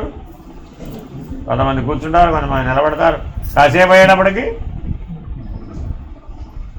ఎలా వస్తుంది? ట్రైన్ ఎక్కగానే నిద్ర ఎలా వస్తుంది? ట్రైన్ ఊపు ఉంటుంది కదా, ఆ ఊపు ఉయ్యాలాగా పనిచేస్తున్నట. పిల్లాడికి ఉయ్యాల్లో ఊగితే నిద్ర వచ్చేస్తున్నారా కదా, చిన్నప్పుడు వచ్చిందారా కదా, అక్కడి దాకా తీసుకెళ్ళిపోతుంట ఆ ఊపు. తాను చిన్నప్పుడు ఉయ్యాలలో ఊగి నిద్రపోయినటువంటి స్మృతి మేలుకుంటుందట. ఇప్పుడు మనలో ఉందా లేదా? అది ఎక్కడుంది? చేతిలో ఉందా, కాళ్ళలో ఉందా? చిత్తంలో ఉంది. చిన్నప్పుడు ఉయ్యాల ఊపి తల్లి నిద్రపుచ్చినటువంటి అనుభవం, అభ్యాసం చిత్తంలో వృత్తి రూపంలో ఉంది. ఈ ట్రైన్ ఊపు దేనికి కనెక్ట్ చేసింది? అక్కడికి కనెక్ట్ చేసింది ఏకంగా. అది ఎప్పుడో 6 నెలల వయసు అప్పుడు, అంతేనా కదా? తర్వాత సంవత్సరం అయితే చేస్తే వాడికి ఉయ్యాల్లో ఉండడు. వాడు 6 నెలల వయసు అప్పుడే పనికి వస్తుంది. అంతే 3 నెలల నుంచి 9 నెలల లోపల. అంటే 100 ఏళ్ల జీవితంలో 6 నెలలే. అది కూడా నీ అంతటి నువ్వు చేయలే, ఎమ్మ చేసింది ఆ పని. నీ అంతటి నువ్వు ఉయ్యాల్లో పడుకున్నావా? వెళ్ళి పడుకోలే, ఎమ్మ వెళ్ళి పడుకోబెట్టింది. ఏయ్ పడుకోరా అని ఓ జోలపాట పాడుతూ శ్యామలాలి మేఘశ్యామలాలి రామరసనయన దశరథ తనయాల అంటూ జోలపాట పాడుతూ నేను ఉయ్యాలు ఊపి. జోలపాట ఏమైనా గుర్తుంది? అదే ఉయ్యాల ఊపు మాత్రం గుర్తుందే, నిద్రపాట మాత్రం గుర్తుందే, పక్కన పాడిన జోలపాట మాత్రం గుర్తులేదే. ఏమన్యాయం అండి పాడుగాను. అంటే ఇప్పుడు ఏం చేసింది మనసు? ఎంత పరిస్థితిలో ఉన్నా తనకు కావాల్సిన దాన్ని మాత్రమే పట్టుకుంది, అక్కర్లేదాన్ని 6 నెలల వయసు అప్పుడు, 60 ఏళ్ళప్పుడు కాదు. అంటే నీలో జ్ఞానం ఉందా లేదా? ఇప్పుడప్పుడు ఉంది, ఎందుకు లేదు? ఏది కావాలో అదే స్వీకరించింది. ఆ జోలపాట అవసరం లేదు వాడికి. లోపలికి ఎంటర్ అయ్యేంత వరకే, నిద్రలోకి ఎంటర్ అయ్యేంత వరకే జోలపాట, తర్వాత అవసరం లేదండి. పిల్లాడి నిద్రపోయిన తర్వాత తల్లి పాడుతుందా? పాడదు. వాడు కాళ్ళు చేతులు కదిలిస్తూనంత సేపే పాడుతుంది అంతే అన్నాడు వాడు. ఎవరిని మాట్లాడినవాళ్ళకి ఇంట్లో ఎవరన్నా లేస్తాడు రా వాడు, పడుకోవాడు, నానా కష్టాలు పడి ఇప్పుడే ఉయ్యాలు పడుకోబెట్టారు, మాట్లాడమా. తల్లికి ఇప్పుడు ఎవరు ఇంపార్టెంట్? పిల్లాడి నిద్రపోవడమే ఇంపార్టెంట్. మిగిలిన వాడు ఆయన నువ్వు వెళ్ళవయ్యా బాబు, వెళ్ళవుతలకి అరిసె పెట్టి నాకు అర్థం. వాడు లేచాడంటే ఇప్పుడు అన్ని పనులు ఆపి ముందు వాడి సంగతి చూడాలి. ఇప్పుడే వాడిని కష్టపడి పడుకోబెట్టి, నీకు ఎట్టాగో వాడిని పడుకోబెట్టని చేత కదా. తండ్రి ఎప్పుడన్నా పడుకోబెట్టగా చూసారా? పడుకోవట్లేదండి. తండ్రికి చేత కాదు, తల్లికే చేతనవుతుంది. అర్థమైందండి? ఒకవేళ తండ్రి చేతిలో కూడా నిద్రపోతారండి. ఎప్పుడంటే తండ్రిలో తల్లి అనే లక్షణం ఉండాలి. అప్పుడు తండ్రి దగ్గర కూడా వాడు పడుకుంటాడు. వాళ్ళలో ఎవరిని చూశాడు ఇప్పుడు? తల్లి అక్కడ. అర్థమైందండి? తల్లి ఒడిలో ఉంటే క్షేమంగా ఉన్నాడని ఎట్లా భావిస్తాడు, అలాగే తండ్రి ఒడిలో కూడా అలాగే ఉంటాడు. ఆ అనుభవాన్ని గుర్తించగానే వాడు నిద్రపోతాడు, అనుభూతిని పొందగానే నిద్రపోతాడు. వాడికి తల్లి అయినా తండ్రి అయినా ఒకటే. వాడికి కావాల్సిన ఏంటి? I am safe. మనం కూడా ట్రైన్లో పడిపోతామన్న భయం ఉందనుకోండి, ఇప్పుడు నిద్ర పడుతుంది. కొంచెమే ప్లేస్ దొరికిందండి, అంచు మీద అక్కడెక్కడో గేట్ దగ్గర అంచు మీద కూర్చున్నాడు. ఇప్పుడు నిద్రపోతాడా?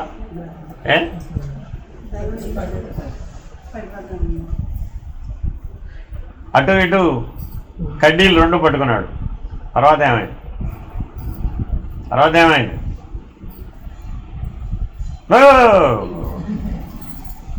అంతేనా కాదా? అప్పుడు నిద్ర రాలేదుగా. అలా నిన్ను కత్తి అంచు మీద నడవడానికి తయారు చేసేలేదు, అదే సూచన.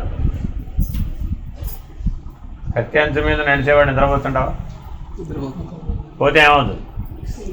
అయిపోయితే పాలే తగ్గచ్చు, కంఠమే తగ్గచ్చు, ఏదైనా తగ్గచ్చు, పెళ్ళిన దాన్ని పెట్టుకుంటుంది. కాబట్టి సూచన మంత్రం దేనికి ఉపయోగపడుతుందయ్యా? కత్తి అంచు మీద నడిచేటటువంటి నైపుణ్యం నీకు వచ్చేట్టు చేస్తుంది. ఆ సామర్థ్యం ఉందా మరి నీకు? ఏమేం తెలియాలి ఇప్పుడు సూచన మంత్రం వల్ల? హృదయస్థానం తెలియాలి, కత్తి అంచు మీద నడవగలిగే నైపుణ్యం రావాలి, ప్రాణం ఎన్నిసార్లు కొట్టుకుంటుందో తెలియాలి, మనసు నీ అనుమతి లేకుండా బయటికి అటు ఇటు పోకుండా ఉండడం రావాలి, హృదయస్థానంలో ఉన్నటువంటి ఈశ్వరుణ్ణో గురువునో దర్శించాలి. అర్థమైందండి? ఎవరిని దర్శించినా ఒకటే, గురువుకి ఈశ్వరుడికి భేదం లేదు, ఇద్దరు హృదయంలోనే ఉన్నారు. దర్శనం వల్ల ఏమిటయ్యా ప్రయోజనం అంటే జ్ఞానం వస్తుంది.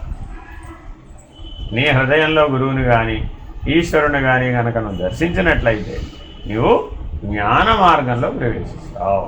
తద్వారా ఇంకెప్పుడు లోపల ఉన్న ఆనందాన్ని అనుభవించడానికే ఇష్టపడతాం, బయట ఉన్న ఆనందం జోలికిగా వెళ్ళం. ఎన్ని మార్పులు వస్తాయో ఈ సూచన మంత్రం వల్ల. కాసేపు గారెలు కావాలి, గారెలు వెనకాల అల్లం చట్నీ కావాలి అనడిక. ఎందుకని? విషయానందంతో వాడికి సంతృప్తి పడడిక. ఎవడైతే హృదయస్థానం తెలుసుకుని హృదయంలో గురువుని ఈశ్వరుని దర్శించాడో వాడిలో ఒక శాశ్వతమైన మార్పు వచ్చేస్తుంది. అది ఇంకా మళ్ళీ ఆ జీవితంలో మారదు. ఇక ఆ జీవితంలోనే కాదు, ఒకవేళ ఉపాధిని మార్చినా ఈ శరీరం పోయిందండి, పడిపోయింది. గ్యారంటీ ఏం లేదుగా 120 ఏళ్ళు ఉండాలని. ఏమమ్మాయి ఎన్నేళ్ళు ఉంటావు? 100 ఏళ్ళ 120 ఏళ్ళ ఈ భూమి మీద 1200 ఏళ్ళు ఉండే అవకాశం ఉందంటావా? ఏమో ఉండొచ్చు. యోగి అయ్యావనుకో ఉన్నవాళ్ళు 3 మంది ఉన్నారు. హిమాలయాల్లో 1000 సంవత్సరాలు కూడా ఉన్నవాళ్ళు ఉన్నారు. అదే శరీరంలో ఉంటాడు. శరీరం ఏం మారదు. అప్పుడు యోగులు అలా జీవించగలుగుతారు, ఎంతకాలం అంత పొడిగించగలుగుతారు ఆయుర్దాయ. ఒకే జన్మలోనే 12 జన్మలు పూర్తి చేసేవాళ్ళు ఉంటారు. 1200 సంవత్సరాలు, 12,000 సంవత్సరాలు. ఎప్పుడో మొఘలాయుల కంటే, బాబర్ కంటే ముందు వచ్చిన వాళ్ళు హిమాలయాల్లో ఉన్నారు. ఇప్పుడు ఎక్కడ బాబర్? మొఘలాయులు వెళ్ళిపోయారు, బ్రిటిష్ వారు వెళ్ళిపోయారు, ఫ్రెంచ్ వారు వెళ్ళిపోయారు, అందరూ వెళ్ళిపోయారు. మనం కూడా వెళ్ళిపోతున్నాం. మనం కూడా ఇంకో 20-25 ఏళ్ళు, ఇప్పుడు 60-70 వచ్చేసినాయి కదా. ఇంకో 10-25 ఏళ్ళు అయిపోతే మనం వెళ్ళిపోతాం. కానీ వాళ్ళు ఇప్పుడు ఎక్కడి నుంచి ఎప్పటిదాకా ఉన్నారట? ఇప్పుడు క్రీస్తు పుట్టక ముందు ఉన్నవాళ్ళు కూడా ఉన్నారట. క్రీస్తు పుట్టక ముందంటే ఎన్నేళ్ళు? ఇప్పుడు 2024లో ఉన్నాం. క్రీస్తు పుట్టిన తర్వాత క్రీస్తు పుట్టక ముందు ఉన్నవాడు ఉన్నారట. వాళ్ళు ఎలా ఉన్నారు? అదే శరీరం, సేమ్ శరీరం కంటిన్యూడ్. వాళ్ళ శరీరాన్ని అట్లాగా నిలుపుకోగలిగేది. అర్థమైందండి? ఎందుకు నిలుపుకుంటారండి వాళ్ళు అట్లాగా?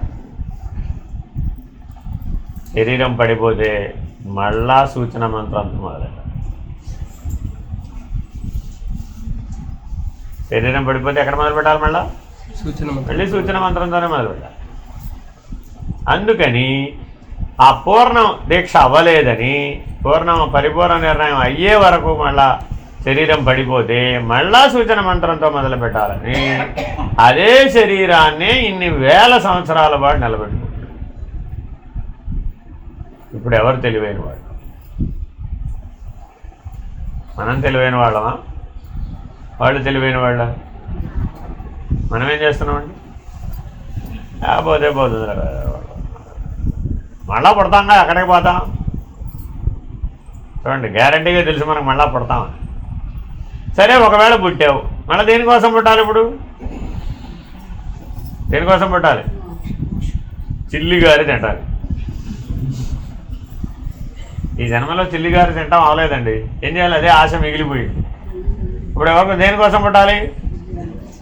చిల్లిగారి కోసమే పుట్టాలి మళ్ళీ, అంతే.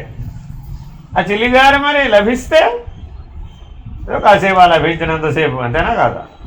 ఎంతసేపు ఆనందం కలిగింది? నాలుక మీద ఉన్నంతసేపు, అంతేనా కదా? గొంతు దిగిన తర్వాత చెప్పు చూద్దాం. దేనికైనా సరే చెప్పలేవుగా. కాబట్టి విషయానందం ఎంతసేపు? కాసేపు. తత్కాలవత్, దేదనకూడదు, తత్కాలవత్, ఓ ఆవగిందంతా. కాబట్టి బయటికి తిరిగితే అన్వేషణ, లోపలికి తిరిగితే అన్వీక్షణ. బయటికి తిరిగితే విషయానందం, లోపలికి తిరిగితే స్వరూపానందం. బయటికి తిరిగితే వ్యావహారిక సత్తా, లోపలికి తిరిగితే పారమార్థిక సత్తా. లోపల ఆనందాన్ని అనుభవించాలంటే ఏ సత్తా ఉండాలి మనకి? పారమార్థిక సత్తా ఉండాలి. బయట ఆనందాన్ని అనుభవించాలంటే ఉండాలి వ్యావహారిక సత్తా. మీరందరూ, మగవాళ్ళందరూ జీవితంలో ఎప్పుడో ఒకసారి కోటు, బూటు, సూటు వేసుకోవాలనుకుంటారా? లేదు. ఏదో ఒక సందర్భంలో, పెళ్ళప్పుడు, రిసెప్షన్ అప్పుడు, వాళ్ళ అబ్బాయి పెళ్ళప్పుడు, వాళ్ళ అబ్బాయి రిసెప్షన్ అప్పుడు, కనీసం వాళ్ళ మనవడి పెళ్ళప్పుడు, మనవడి రిసెప్షన్ అప్పుడు, ఎప్పుడో ఒక సందర్భంలో కలిసి వస్తే, అవకాశం వస్తే కోటు, బూటు, సూటు వేసుకుని ఒక ఫోటో దిగి, ఆ ఫోటో భద్రంగా ఎదురుకుండా గోడ మీద పెట్టుకుని రోజు ఆ సూటు, బూటు వేసుకున్న ఫోటోని చూసి ఆనందపడిపోతున్నాడా లేదా? వాళ్ళ ఆవిడ కూడా, ఆయన చూడండి, వచ్చిన వాళ్ళందరికీ ఏ ఫోటో చూపిస్తుంది? అదే కోటు, బూటు, సూటు. ఎప్పుడు వేసాడండి? మేవా, మీ ఆయన చాలా బాగున్నాడమ్మా, కోటు, బూటు, సూటు బాగా వేసుకున్నాడు. ఎప్పుడది ఇది? ఎప్పుడో మా పెళ్ళిదండి బాబు. మళ్ళీ ఎప్పుడన్నా వేసుకుని కనపడ్డా? ఇక మళ్ళీ జీవితంలో కనపడ్డాడు. ఈవిడ ఎప్పుడైనా కానీ మళ్ళీ పెళ్లి పట్టు చీర కట్టిందమంట? ఇంకా కట్టలేదు. ఆ రోజుతో సరి.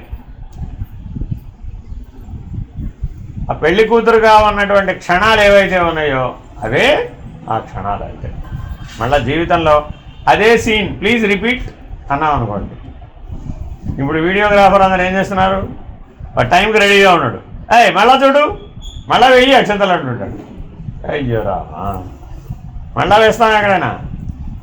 ఆశీర్వదించడం ఒకసారి ఆశీర్వదిస్తాం, ఫోటోగ్రాఫర్ కోసమని మళ్ళా పోజు. అప్పుడు అది పోజు అవుతుంది కానీ ఆశీర్వచనం ఎందుకు అవుతుంది? కాబట్టి ఫోటోల్లో కనబడేదంతా ఏమిటి? పోజే. ఆ పోజ్ ఎంతసేపు?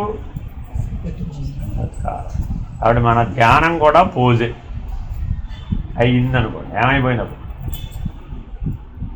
అప్పుడు అది కూడా విషయమే, స్వరూపం కాదు. కాబట్టి మన జీవితం అంతా వ్యావహారిక సత్తాతోనే ముగించేయాలంటావా, పారమార్థిక సత్తాతో ముగించాలంటావా? మనలో అది ఉంది, ఇది ఉంది. ఎవరైతే హృదయ స్థానాన్ని తెలుసుకున్నారో వాళ్ళలో పారమార్థిక సత్తా మేలుకుంటుంది, వాళ్ళకే స్వరూప జ్ఞానం అందుబాటులోకి వస్తుంది. వాడికే స్వరూపానంద అన్న పేరు వినే ఉంటారు కదా, సన్యాసులకు పేర్లు ఉంటాయి. అమలానంద, విమలానంద, అచలానంద, స్వరూపానంద, ఇలా పేర్లు పెడతారా లేదా? అంటే ఇప్పుడు ఏ ఆనందంలో ఉన్నవాడు వాడు? ఆ స్వరూపానందంలో ఉన్నాడు. వాడికి హృదయం తెలుసు, ఆ హృదయంలో ఉన్నటువంటి ఈశ్వర సాక్షాత్కారం అయ్యింది, ఆత్మ సాక్షాత్కారం అయ్యింది, ఆ ఆత్మే తన స్వరూపంగా గుర్తించబడింది. అప్పుడేమయ్యాడు వాడు? రత్నాల కలశం. ఇప్పుడు వాడి హృదయం బ్రహ్మాండానికి ప్రతీక.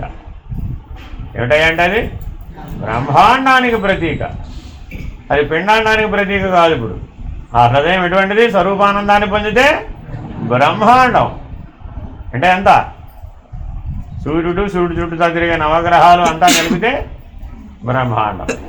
నీ హృదయమే ఆ బ్రహ్మాండం. ఎప్పుడు? స్వరూప జ్ఞానం పొందితే. పారమార్థిక సత్తా గనక నీలో గనక మేలుకుంటే, పారమార్థిక జ్ఞానం మేలుకుంటే, పారమార్థికమైనటువంటి ఆనంద స్థితి కనుక నీకు కలిగితే అప్పుడు నీ హృదయం ఏమైపోయింది? బ్రహ్మాండంతో సమానమైంది.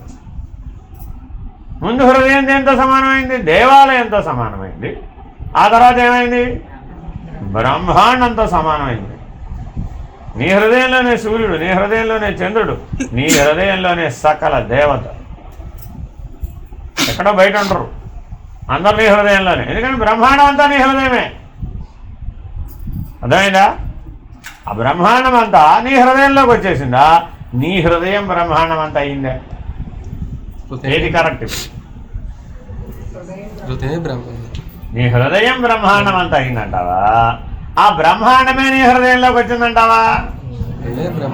ఏదైనా ఒకటే కదండి. కొండలో ఉన్న ఆకాశం కొండ బయట ఉన్న ఆకాశంతో కలిసిపోయినది. ఇప్పుడు కొండ పగలేస్తే కొండలో ఉన్న ఆకాశం కొండ బయట ఉన్న ఆకాశంతో కలిసి, ఒకప్పుడు విడిపోయి ఉంటే అసలు ఎప్పుడు కలిసి, ఒకప్పుడు విడిపోయి ఉంటే తర్వాత కలిసిపోయిందని చెప్పడానికి, అంతేనా కాదా? కొండ ఎక్కడైనా ఆకాశాన్ని వేరు చేస్తుందా? బయట ఉన్న ఆకాశం వేరే, లోపల ఉన్న ఆకాశం వేరే. కరెక్ట్ అయినా కాదా? పైగా కొండ కొంటే ఆకాశం ఫ్రీ.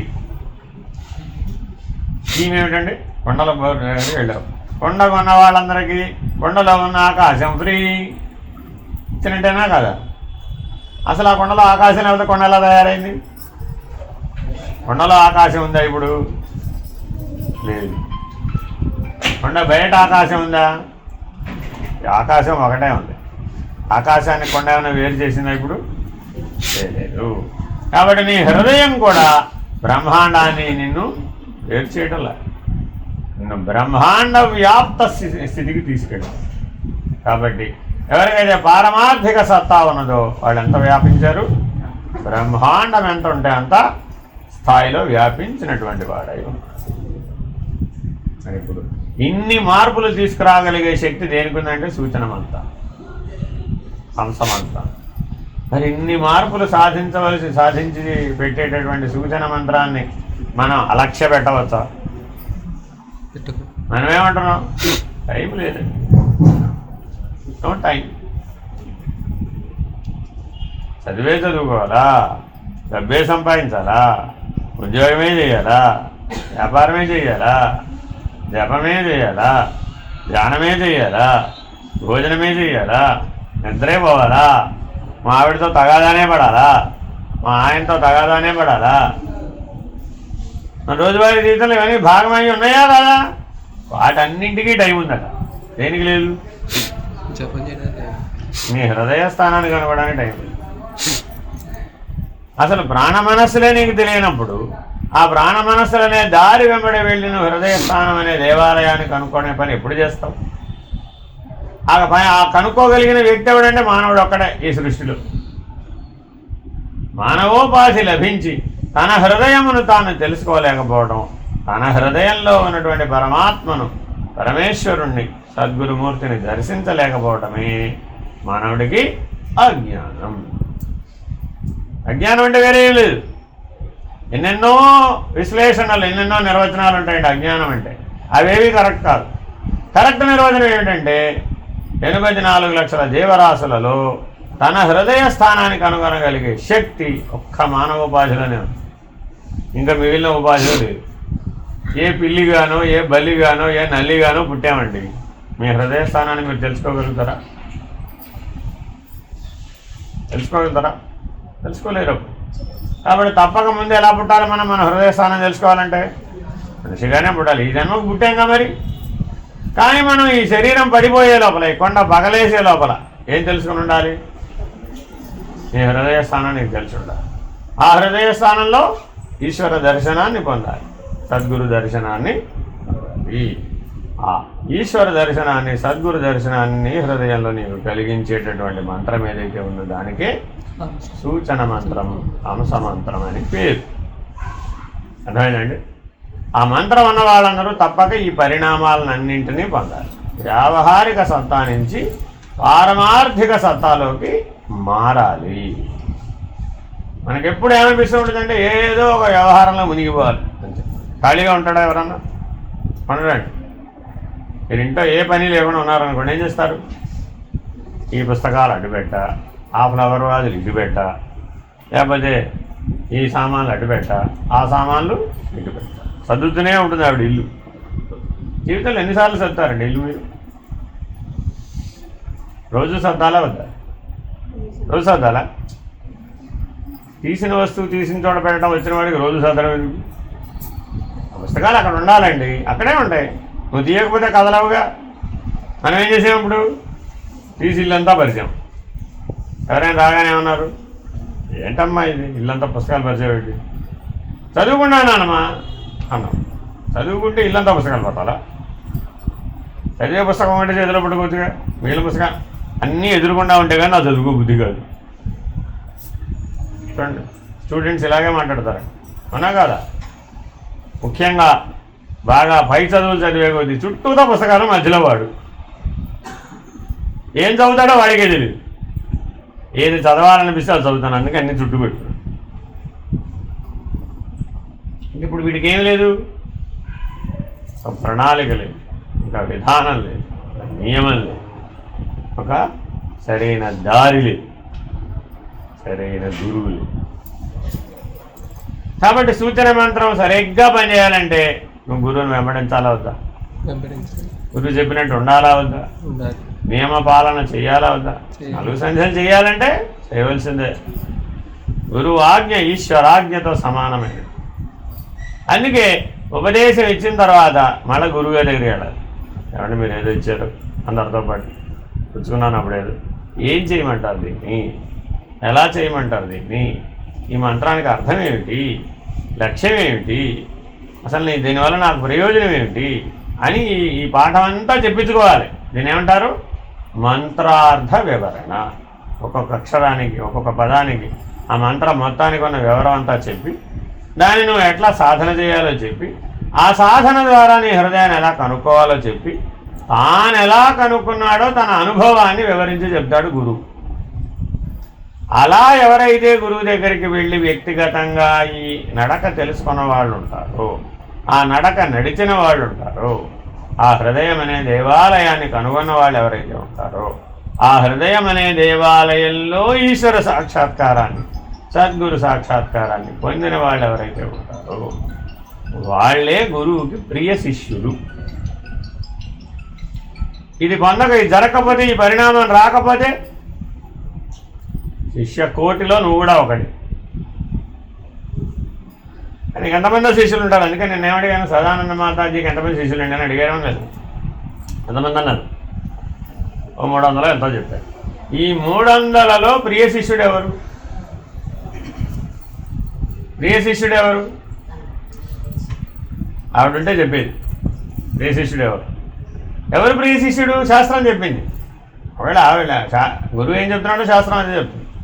ఎవడికైతే ఆవిడ దయ వలన, ఆవిడ మార్గదర్శనం వలన, గురువు యొక్క మార్గదర్శనం వలన తన హృదయాన్ని తాను తెలుసుకోగలిగాడు, తన హృదయంలో ఈశ్వర దర్శనాన్ని పొందాడు, తన హృదయంలో సద్గురు కృపను పొందాడు, అలాంటి వాడే ఆ సూచన మంత్రాన్ని సద్వినియోగపరుచుకున్నవాడు ఎవడైతే ఉంటాడో, వ్యావహారిక సత్తాలో నుంచి పారమార్థిక సత్తాలో మేల్కొన్నవాడు ఎవడైతే ఉంటాడో వాడే ప్రియ శిష్యుడు. ఎందుకు ప్రియ శిష్యుడు అండి? చెప్పింది చేసాడు, ఉండమన్నట్టు ఉన్నాడు, పొందవలసింది పొందాడు, అవ్వవలసింది అయ్యాడు. చూడండి 4 మాటలు. ఈ 4 మాటలు జీవితంలో గుర్తుపెట్టుకోవాలండి. గురువు నీ వెంట పడాలా, నువ్వు గురువు వెంట పడాలా? గురువు నీ వెంట పడాలా, నీ వెంట గురువు పడాలా? నువ్వు గురువు దృష్టిలో పడే వరకు శిష్యుడే గురువు వెంట పడాలి. అప్పుడు సూచన మంత్రం ద్వారా నిన్ను దారిలో పెడతాడు. తర్వాత మహావాక్యాలు ఇవ్వాలంటే గురువు దృష్టి నీ మీద పడాలి. నువ్వు అధికారివి మహావాక్యాలు తీసుకోవడానికి, ఆ మహావాక్యాల యొక్క అనుభవం కలగడానికి నీకు సమయం వచ్చేసింది ఈ జన్మలో అనేది అతనికి తెలియాలి. అతనికే తెలుస్తుంది. నేను పిలిచి మహావాక్యాలు ఇవ్వాలని నువ్వు అడిగితే ఇస్తారా, ఆయన పిలిచిస్తాడా? ఎందుకని? అర్హత వచ్చిందా చూసి ఆ పరిణామం పూర్తయిందా లేదా అన్నది చాలా ముఖ్యం. ఇదేనా కాదా? సూచన మంత్రం ద్వారా నువ్వు పొందవలసిన పరిణామం అంతా పూర్తయిపోతే అప్పుడు ఆయనే నేను చూస్తాడనమాట. చూస్తూ ఉంటా, కనబడుతూ ఉంటావుగా, కనబడ్డప్పుడల్లా చూస్తూ ఉంటాడు. ఏమిటి చూస్తాడు ఆయన? ఎర్రగా ఉన్నావా లేదా, బుర్రగా ఉన్నావా లేదా, పొడుగ్గా ఉన్నావా లేదా, పొట్టిగా ఉన్నావా లేదా, అదేనా చూసేది?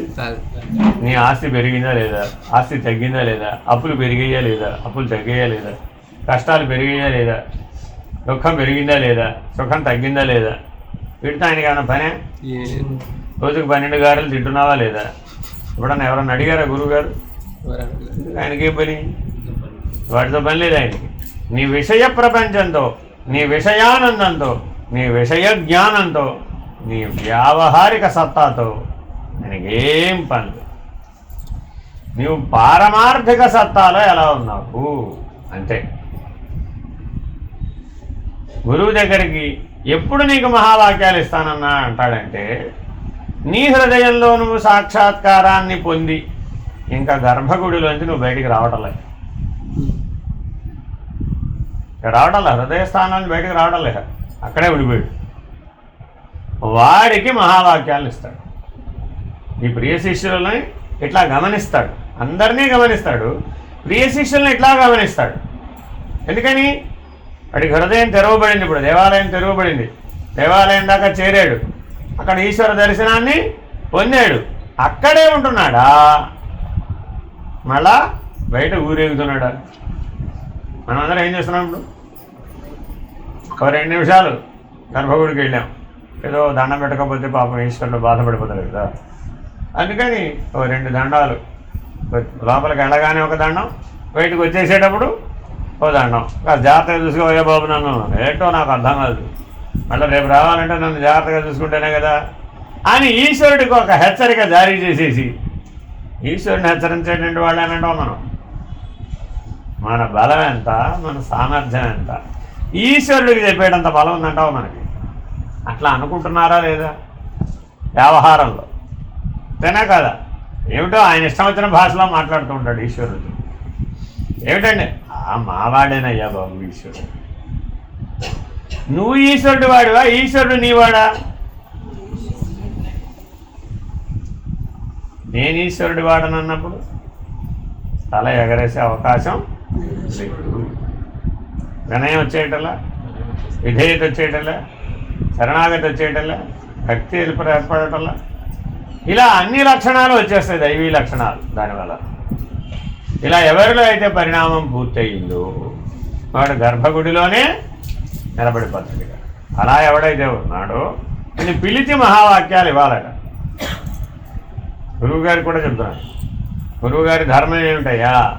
ఎవడైతే పారమార్థిక సత్తాలో ఆ హృదయ స్థానంలోనే నిలకడ చెందిపోయి ఉన్నాడో వాడిని పిలిచి మహావాక్యాలు ఇవ్వాలి. ఆ ప్రియమైన శిష్యులలో ఎంతమందిలో 300లో ప్రియమైన శిష్యులు ఎంతమంది? ఓ 30 మంది అనుకుందాం కాసేపు. 10%, అంతకంటే ఉంటారంటారు? ఉంటారండి. చూసుకొని కావాల్సి వస్తాయి. మీకు తెలిసిన వాళ్ళు ఈ ప్రపంచంలో ఎంతమంది? ఓ 50, 60, 70, 80, 100 మంది ఉన్నారనుకోండి. ఆ 100 మందిలో మీకు ఇష్టమైన వాళ్ళు ఎంతమంది అని అడిగారు? ఎంతమంది? 100 మంది ఇష్టమేనా మీకు? 10 మంది ఉంటారంటే. రోజు మిమ్మల్ని తలుచుకునేవాళ్ళు, మీరు తలుచుకునేవాళ్ళు, అంతేనా కాదు? ఆలోచించండి. మిమ్మల్ని గుర్తు చేసుకునేవాళ్ళు, మీరు గుర్తు చేసుకునేవాళ్ళు 100లో ఎంతమంది ఉంటారు? 10 మంది. అసలు నీ ప్రపంచంలో ఉన్నదే 10 మంది అనుకో. ఇప్పుడు నేను తలుచుకునేవాళ్ళు, నువ్వు తలుచుకునేవాళ్ళు ఎంతమంది ఉంటారు? అక్కడే మళ్ళీ 1. అంతేనా కాదా? అంటే విషయ ప్రపంచం 10 నుంచి 100 అయితే నీ వ్యక్తిగత ప్రియమైన అనే ప్రపంచం, పర్సనల్ ప్రపంచం కూడా 1 నుంచి 10కి పెరిగి హృదయస్థానానికి వెళ్ళేటప్పటికి తగ్గాల పెరగాల? 100 10 అవ్వాలి, 10 1 అంతే. ఆ పరిణామం వచ్చేస్తే అప్పుడు ఏం చేస్తారంటే పిలిచి ఆ వాక్యాలు ఇస్తారు, అది ఇవ్వాలి. కాబట్టి ఏ జన్మలో అయినా కూడా, ఇదే జన్మలోని కాదు, వచ్చే జన్మలలో అయినా కూడా ఎప్పటికైనా మానవుడు ఎవరో ఒక సద్గురువు చేత ఏమని పిలిపించుకోవాలి? ఓ శిష్యుడా అని నిన్ను పిలుస్తాడట. అప్పటివరకు పిలవాడట. అప్పటివరకు నువ్వెవరు? అనుసరించేవాడు. గురువును అనుసరించేవాళ్ళు ఎంతమంది ఉంటారు?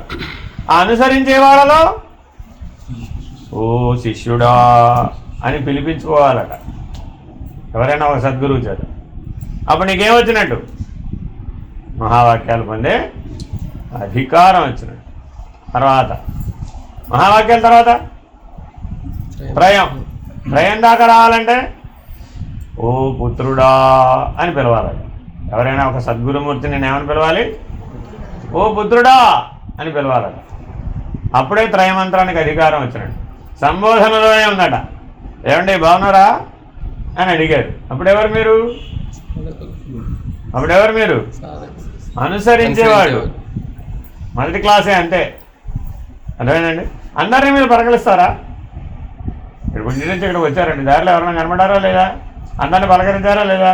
పలకరించలేదా? ఎందుకని? మీ క్లాస్ కాదు, వాళ్ళు మిమ్మల్ని గుర్తుపట్టలేదు, మీరు వాళ్ళని కూడా గుర్తుపట్టలేదు. ఎప్పుడు గుర్తుపెట్టావు? నువ్వు నేను సూచన మంత్రమే కదా, ఒకే క్లాస్. నువ్వు నేను మహావాక్యాలే కదా, ఒకే క్లాస్. నువ్వు నేను త్రయమంత్రం కదా, మన ఇద్దరిది ఒకటే క్లాస్. కాబట్టి మంత్రం ద్వారా, జ్ఞానం ద్వారా, స్థితి ద్వారా, నిర్ణయం ద్వారా, ఉండడం ద్వారా, మళ్ళీ 5 చెప్తున్నాను, ఎక్కడికక్కడ 5 చెప్తుంటానండి. మీరు ఎన్ని గుర్తుపెట్టుకున్నారో నాకు తెలియదు. మంత్రం ద్వారా, స్థితి ద్వారా, జ్ఞానం ద్వారా, నిర్ణయం ద్వారా, ఉండడం ద్వారా గుర్తింపబడతావు. ఎక్కడ? గురువుగారి దగ్గర. గురువుగారి దగ్గరికి వెళ్ళగానే నీ చుట్టూ ఆ మంత్రం యొక్క ప్రభావం కనబడుతుంది. అది మాట్లాడుతుంది, నువ్వు చెప్పక్కర్లేదు. ఇంకా నువ్వు ఏ మంత్రం మన ఇది అని అడుగుతున్నాడంటే నువ్వు ఎక్కడున్నట్టు? ఇంకా నీ చుట్టూ ఆ మంత్ర ప్రభావం కనబట్టలేదు. కనబడాలంటే ఏం చేయాలి? స్థూల శరీరాన్ని, మాంసపిండాన్ని మంత్రపిండంగా మార్చాలి. అందుకే ఉపదేశం. అంటే ఈ శరీరంలో 96 కోట్ల కణాలు ఉన్నాయి. 96 కోట్ల జపం చేస్తే మాంసపిండం మంత్రపిండం అవుతుంది. ఇప్పుడు మనం ఎంత చేస్తున్నాం జపం? 96 సార్లు చేస్తున్నామంట. ఎందుకని? టైం లేదు కదా. రోజుకి 96 సార్లు చేసేవాడు 96 కోట్లు ఎప్పటికి చేయాలి? 1 కోటి రోజులు బతకాలి. ఇప్పుడు వాడు 1 కోటి రోజులు అంటే ఎంతకాలం అండి అసలు? ఏమంటే లెక్కలు వేసేవాళ్ళు ఎవరో కొద్దిగా లెక్కలేండి. 1 కోటి రోజులు అంటే ఎన్ని సంవత్సరాలు? 100 సంవత్సరాలు సరిపోవట్లేదుగా. 100 ఏళ్ళు లెక్కేసినా ఎంత వస్తుంది? 365 పక్కన 2 సున్నాలు పెట్టామమ్మా తల్లి, ఎంత అయింది? 36,500 అంతే. అయ్యయ్యో, రోజుకు 100 జపం చేశాను, ఒక మాల జపం చేశాను అన్నవాడికి 96 కోట్లు అవ్వాలంటే ఎప్పటికవుతుంది? మనం అంతకాలం ఉండాలి కదా. మన ఆయుర్దాయం 25,000 సంవత్సరాలు ఉంటే తప్ప 96 కోట్ల జపం పూర్తవాలి. ఎప్పుడు? రోజుకు ఒక మాల జపం చేస్తే. అంతేనా కాదా? ఇప్పుడు జప సంఖ్య పెంచాలంటావా, ఆయుర్దాయాన్ని పెంచాలంటావా? అదే ఆయుర్దాయాన్ని పెంచేసుకుంటే గొడవ. ఎన్నిసార్లు హాయిగా లడ్డూలు తినచ్చు, జాంగ్రీ తినచ్చు, జిలేబీ తినచ్చు, గారెలు తినచ్చు. 25,000 సంవత్సరాలు గారెలు తింటాం అంటే చిన్న విషయం అంటావా? 25,000 సంవత్సరాలు ఇప్పుడు దేనికోసం బతకాలట? దేనికోసం బతకాలి? గారెలు తింటాలి. ఏ లక్ష్య నిమిత్తం 25,000 సంవత్సరాల ఆయుర్దాయం కావాలి అని భగవంతుడు నిన్ను అడిగాడు. ఎందుకని భగవంతుడికి ఒక్కడికే నీ ఆయుర్దాయాన్ని పెంచగలిగే శక్తి ఉంది, నీ చేతిలో లేదండి. అది కూడా ఒక వరమే, ఈశ్వరుడు ఇచ్చే వరం. ఆయన ఈ శరీరం పడిపోయే లోపల నేను పరిపూర్ణ నిర్ణయాన్ని పొందే వరకు ఈ శరీరాన్ని నిలబెట్టుకునేటటువంటి అవకాశాన్ని ఇవ్వమని తపస్సు చేస్తాడు. ఈశ్వరుడు తథాస్తని వెళ్ళిపోతాడు, అంతే. అయ్యేదాకా మృత్యువు రాదు. ఇక వాళ్ళే చిరంజీవి. పడిపోదు వాడు, శరీరం పడిపోదు, అట్టాగే ఉండిపోతాడు. ఏ శరీరంతో ఉన్నాడు ఇప్పుడు వాడు? తేజస్ శరీరం. ఇప్పుడు ఎన్ని శరీరాలున్నాయి మనకి? స్థూల శరీరం ఒకటి. దీన్ని ఏం చేసాం? మంత్రంతో మార్చాం, మంత్రమయ శరీరం. తర్వాత ఏంటి వచ్చింది ఇప్పుడు? తేజస్ శరీరం. అదేనండి ఈశ్వర సాక్షాత్కారం, ఆత్మ సాక్షాత్కారం. సద్గురువు నీ హృదయంలో దర్శనం గనక జరిగితే నీ తేజస్ శరీరం వస్తుంది బయటికి. నీ చుట్టూ ఒక తేజస్సు ఇలా ఏర్పడుతుంది. ఆ తేజస్సు చెప్తూ ఉంటుంది నువ్వే స్థితిలో ఉన్నావు.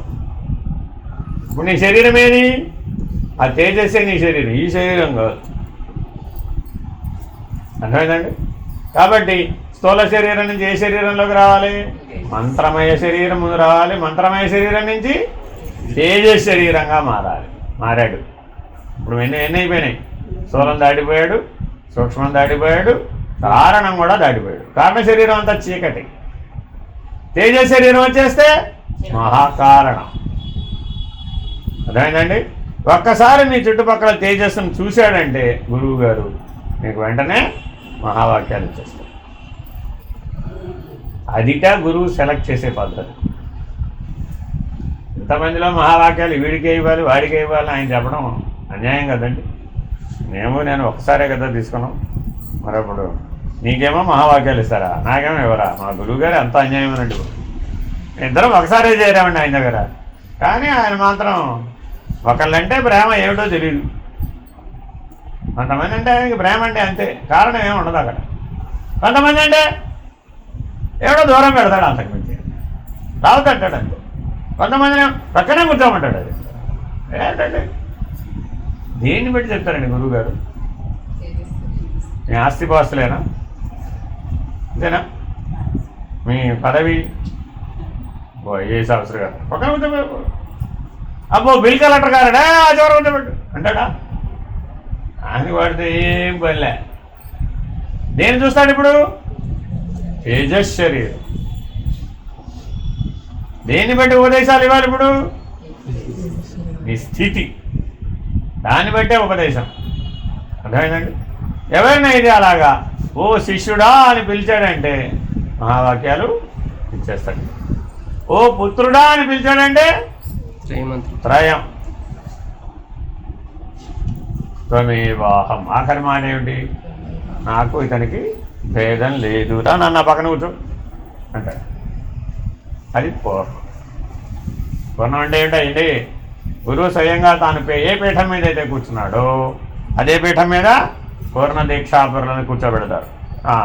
ఇతను నేను ఇప్పుడు ఒకటే, గురు శిష్యులు ఒకటాయే గురు తెరుక పాసన్. ఎగిరిపోయి ఎరుక విడిస్తే పూర్ణమే, ఎరుక విడవకపోతే ఇంకా అవ్వలేదు, కథ అవ్వలేదు. అవునా కదా? గురు శిష్యులు ఒకటైతే ఉన్నట్టా లేనంట? ఉన్నట్టా లేనంట? చెప్పడానికి ఉనికి లేదురా బాబు. చెప్పాలంటేనే ఉనికి ఉండాలి. ఇప్పుడు చెప్పడానికే ఉనికి లేదు, ఉన్నారో లేరో. పూర్ణంలో కలిసిపోయారు ఇద్దరు. ఇందులో కలిసిపోయారు. కలిసిపోయారా లేకుండా పోయారా? కలిసిపోయారా లేకుండా పోయారా? ఉన్నది పూర్ణమేనన్నారా? కలిసిపోవాలా లేకుండా పోవాలా? ఉన్నది పూర్ణమేననాలా? పూర్ణం ఉన్నదని చెప్పడానికి నేను లేననాలా? ఒక్కొక్క మెట్టు చూసుకోండి. అన్ని మెట్లు మొదట్లో ఏమంటున్నాడు? కలిసిపోయాడు. తర్వాత ఏమంటున్నాడు? లేకుండా పోయాడు అంటున్నాడు. తర్వాత ఏమంటున్నాడు? ఉన్నది పూర్ణమే అని అంటున్నాడు. ఆ తర్వాత ఏమంటున్నాడు? ఉన్నది పూర్ణమని చెప్పడానికి కూడా నేను లేను. ఈ 4 నిర్ణయాలే పూర్ణంలో ఉండేది. గేయం ఉండదు. గేయం ఉండదండి. దర్శనంతో పని లేదు అసలు. అక్కడ దర్శనాలన్నీ ఎక్కడ అయిపోయినాయి? కింద అయిపోయినాయి అంతా. పూర్ణం అంటే ఏమిటి? ఉండడమే.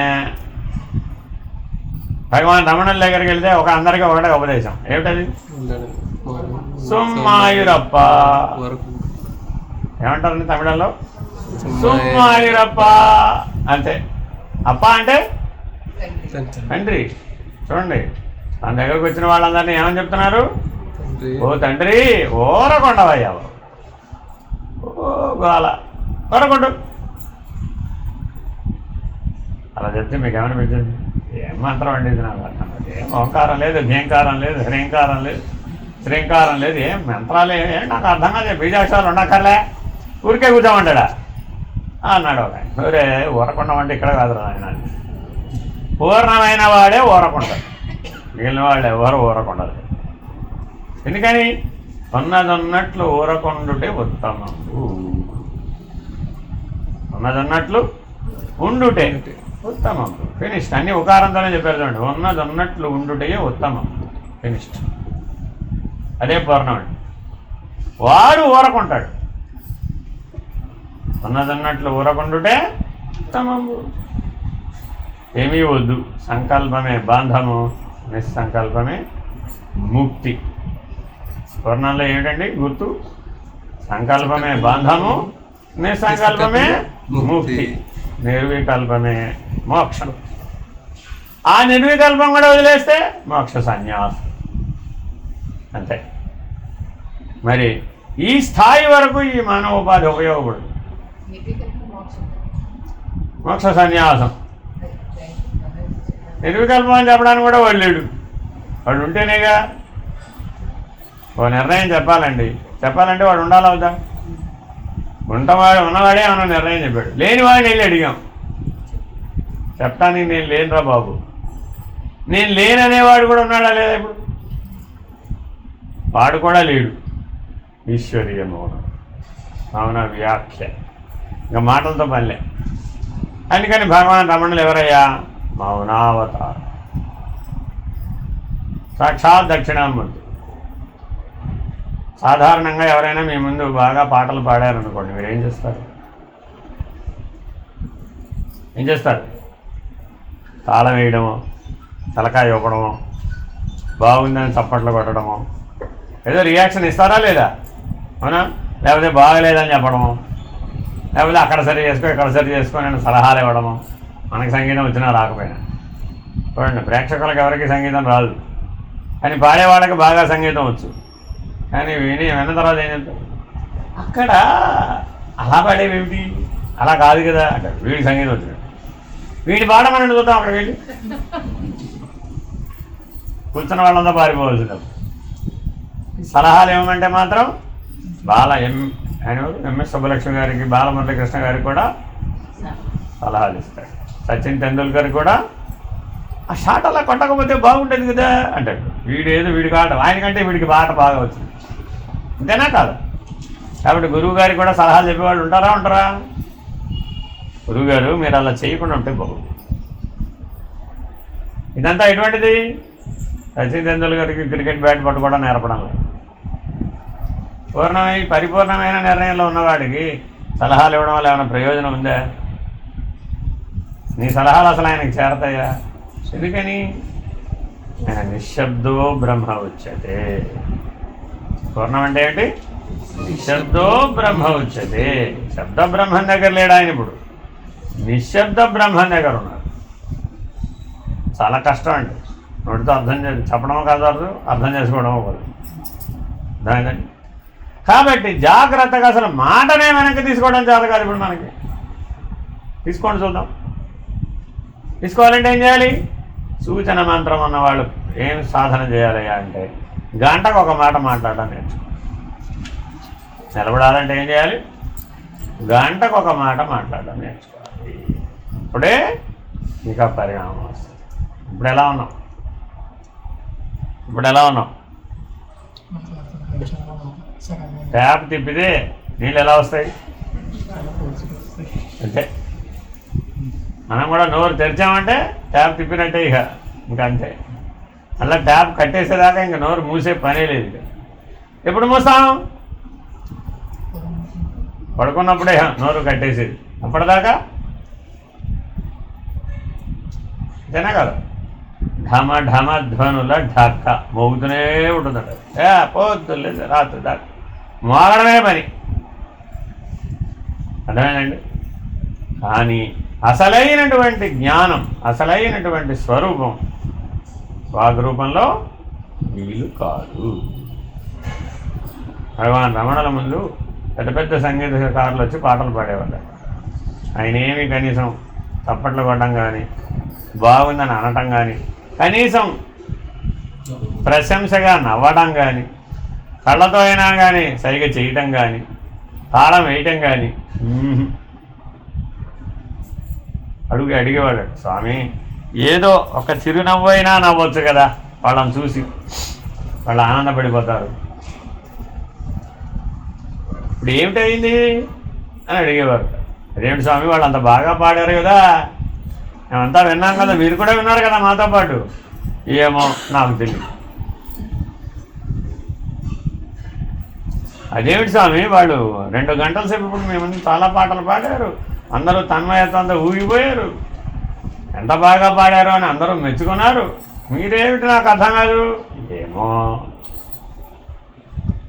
ఈశ్వరుడు ముందు సంగీత కచేరీ దేవాలయంలో చేశారండి. ఈశ్వరుడు ఏం చేయాలి? తలకాయ ఇవ్వాలా వద్దా? తప్పట్లు కొట్టాలా వద్దా? నవ్వాలా వద్దా? వచ్చి భుజంగా బాగా చేసేవయ్యా, బాగా పాడేవయ్యా బాబు అని ప్రశంసించాలా వద్దా? ఏమన్నా చేశాడా? ఏం చేశాడు మరి? ఉన్నదన్నట్లుండి ఊరకొన్నాడు. కాబట్టి పరిపూర్ణ మెరిగిన వాడు ఎట్లుండునయ్యా?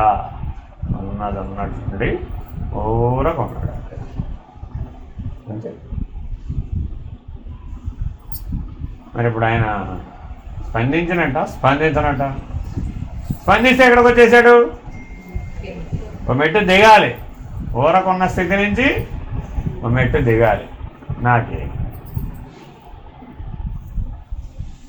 ఇదే మాటలు మరో చూడండి అంటాడు అన్నమాట. కళ్ళెత్తి చూడడానికి ఇష్టపడడట, వాడు అలసుడట.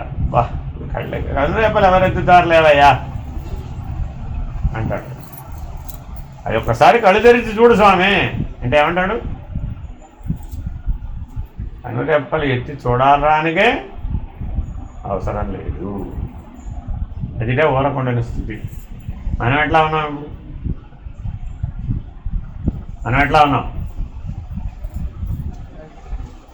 విషయానందాన్ని వెతుక్కుంటూ వెళ్ళి దృశ్యానందాన్ని, రకరకాల పద్ధతులలో ఆనందాన్ని వెతుకుతూ ఉండేటటువంటి జీవనం నుంచి ఉన్నదన్నట్లుగా ఉండి ఊరకుండేటటువంటి పరిపూర్ణ నిర్ణయం దాకా మానవ జీవితంలో సాధించవచ్చు.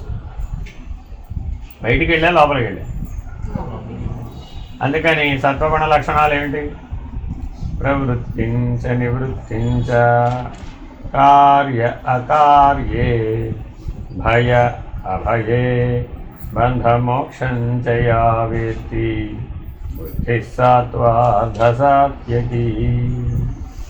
రజోరాగాత్మకం విద్ధి తృష్ణాసంగసముద్భవం సన్నిభద్నాతి కౌంతేయ కర్మసంగేన దేహినం తమస్వజ్ఞానజం విద్ధి మోహనం సర్వదేహినాం ప్రమాదాలస్య నిద్రాభిః తన్నిభద్నాతి భారత. 3 చోట్ల 3 సంబోధనలు ఉన్నాయి చూడండి. సత్వగుణంలో ఉన్నవాడిని సాత్యకి అని పిలిచాడు, రజోగుణంలో ఉన్నవాడిని కౌంతేయ అని పిలిచాడు. కుంతిపుత్రుడు అనే నామరూపాలకు కట్టుబడ్డాడు. తమోగుణంలో ఉంటే భారత అని పిలిచాడు. అభిమానం బలపడిపోయింది. ఇంకా సత్వగుణంలో కూడా అభిమానం ఉంది, కానీ జ్ఞానానికి పనికొస్తుంది. జ్ఞానం వస్తే ఆ సత్వగుణం తొలగిపోతుంది.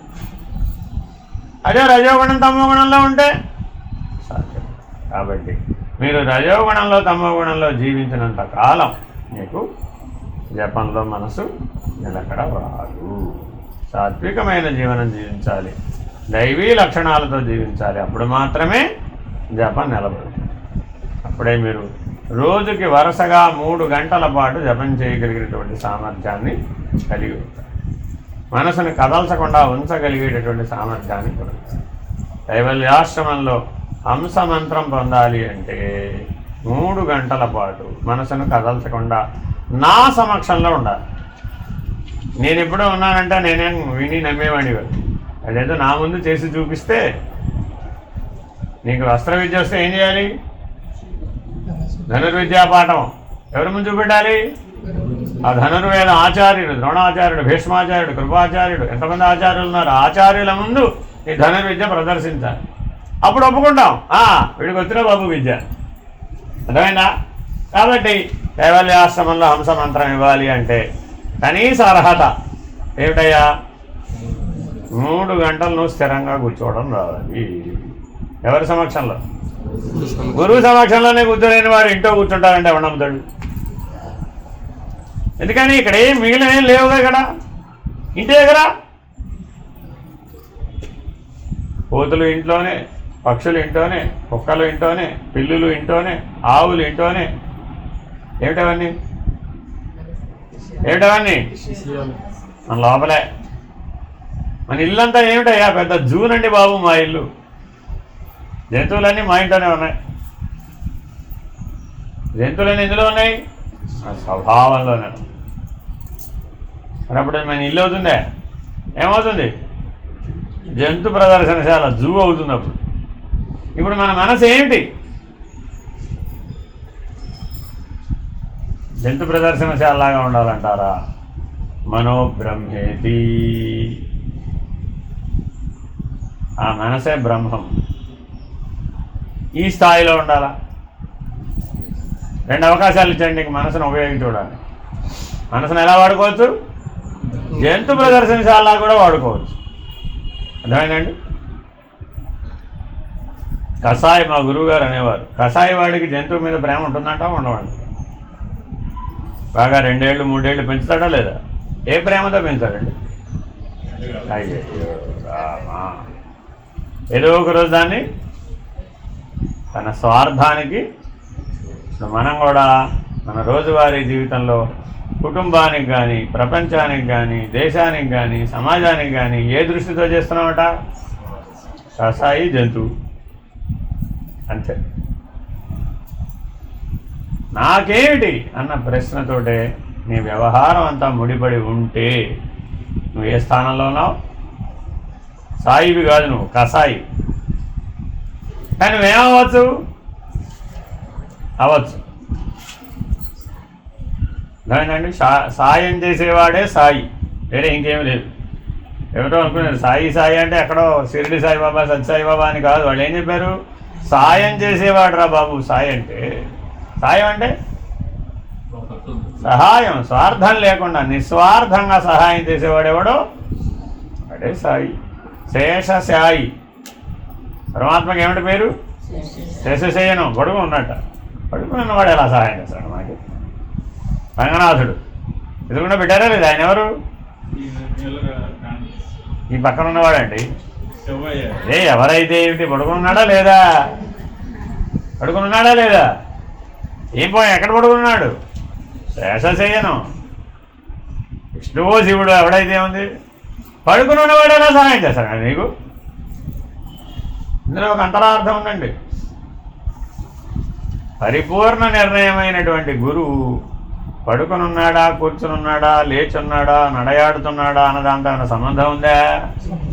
లేదు కదా. ఉన్నదన్నలట్టు ఉన్నవాడెవడో ఊరకున్నవాడెవడో వాడు పడుకుంటే ఏంటి, లేస్తే ఏంటి, దాంతో సంబంధం లేదు. కాబట్టి వాడి పక్కన నువ్వు వెళ్ళి పడుకున్నా చాలట అంతే. కానీ ఏ స్థితిలో ఆయన గుర్తించగలగాలట? నువ్వు ఆయన ఉన్నటువంటి యథార్థ స్థితిని నీవు దర్శించగలగాలి. చుట్టుపక్కల ఉన్న వాళ్ళందరూ మేలుకున్నారు చూడండి.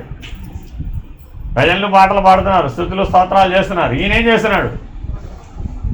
ఎవరైనా అసలు మీరు ఊహించండి, మిమ్మల్ని గురించి బాగా స్తుతులు స్తోత్రాలు చేస్తుంటే మీరు పడుకుంటారంటారా? ఎలా ఉంటుంది మీ పరిస్థితి? ఏమీ పట్టించుకోకుండా నీ స్తుతులు స్తోత్రాలు అర్చనలు అభిషేకాలతో ఏమీ ఆయనకి సంబంధం లేదు, అలా ఓరకున్నాడు.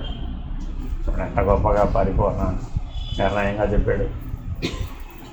అది చూస్తే చాలట, ఆహా పూర్ణం అంటే ఇది కదా. పూర్ణదీక్ష అంటే ఏంటి? అదే పూర్ణదీక్ష, ఇంకేం లేదు. ఉరికే పెట్టలా ఫోటో. అమ్మవారేమో అయ్యవారి మీద కూర్చుని పరిపాలన చేస్తూ ఉంటుంది. అయ్యవారు చూడండి, కొన్ని ఫోటోలు ఎలా ఉంటుంది, అయ్యవారు పడుకుని ఉంటారు, అమ్మవారు అయ్యవారి మీద కూర్చుని ఉంటుంది.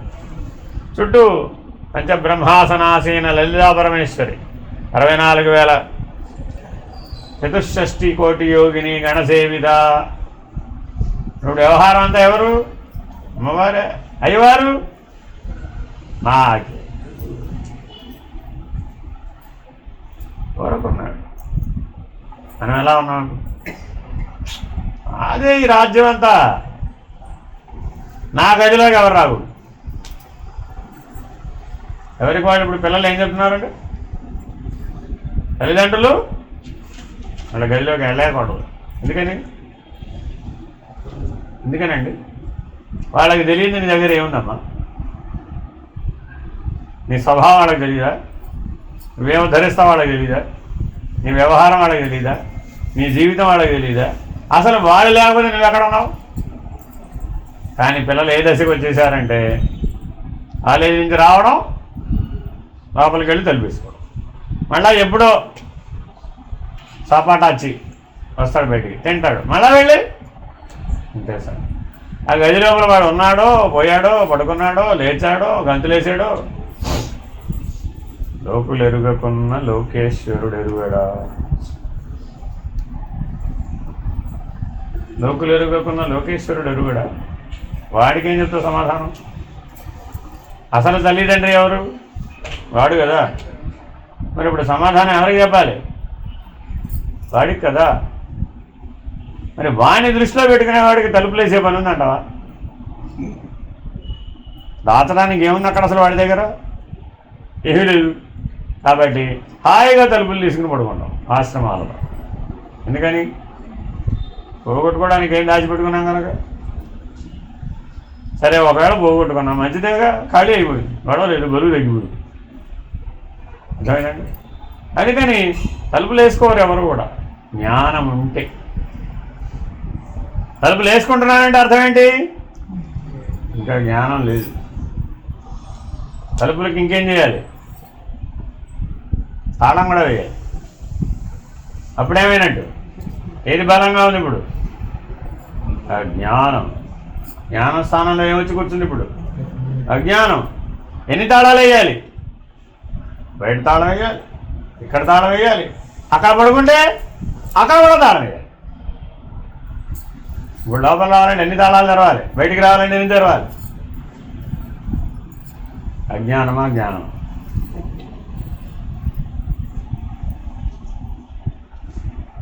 రోజువారీ మన జీవితం చూసుకోండి. అందుకని భగవాన్ రమణులు ఏమన్నారు? హాయిగా ఏ తలుపులు తాళాలేని కొండ గుహలో, విరూపాక్ష గుహలో గాలి కూడా ఆడదు అక్కడ, అలా కూర్చున్నారంటే అంతే.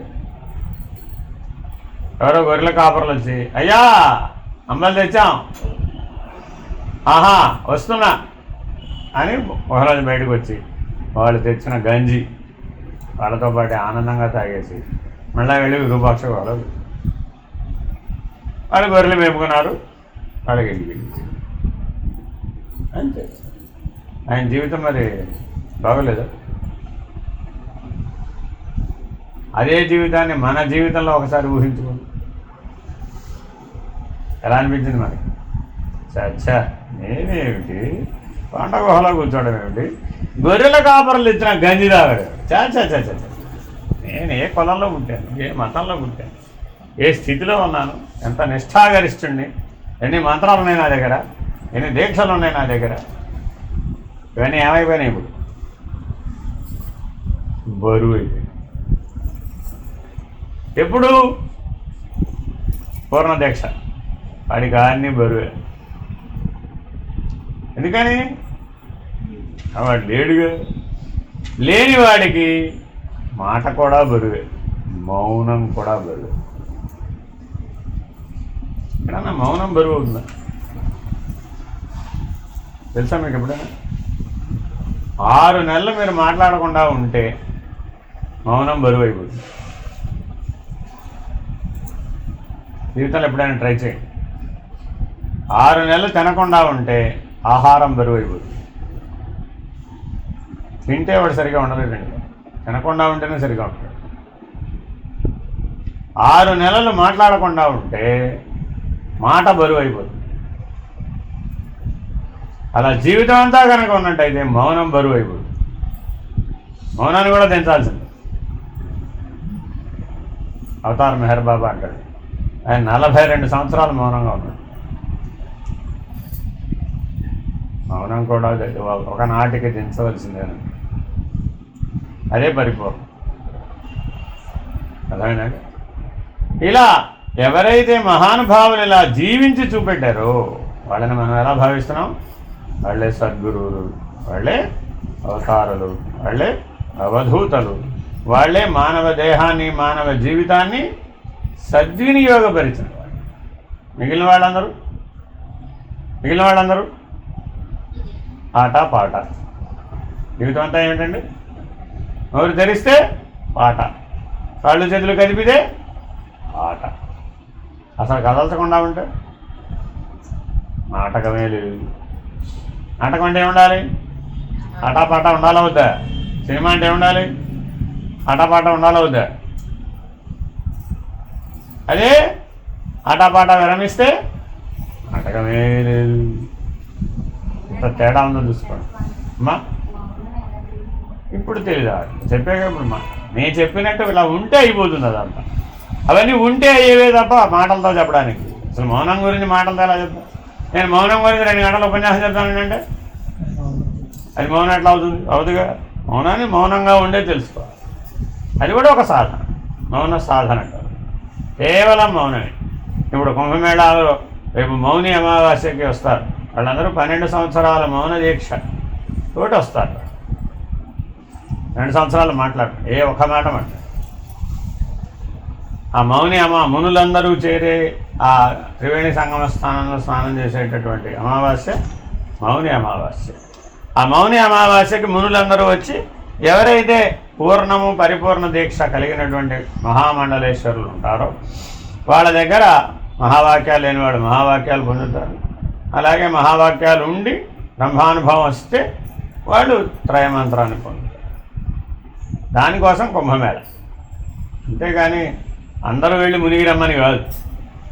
ఆ మునిగి రావడం వెనక అంతరార్థం ఏమిటంటే సద్గురువులు వెతకాలి.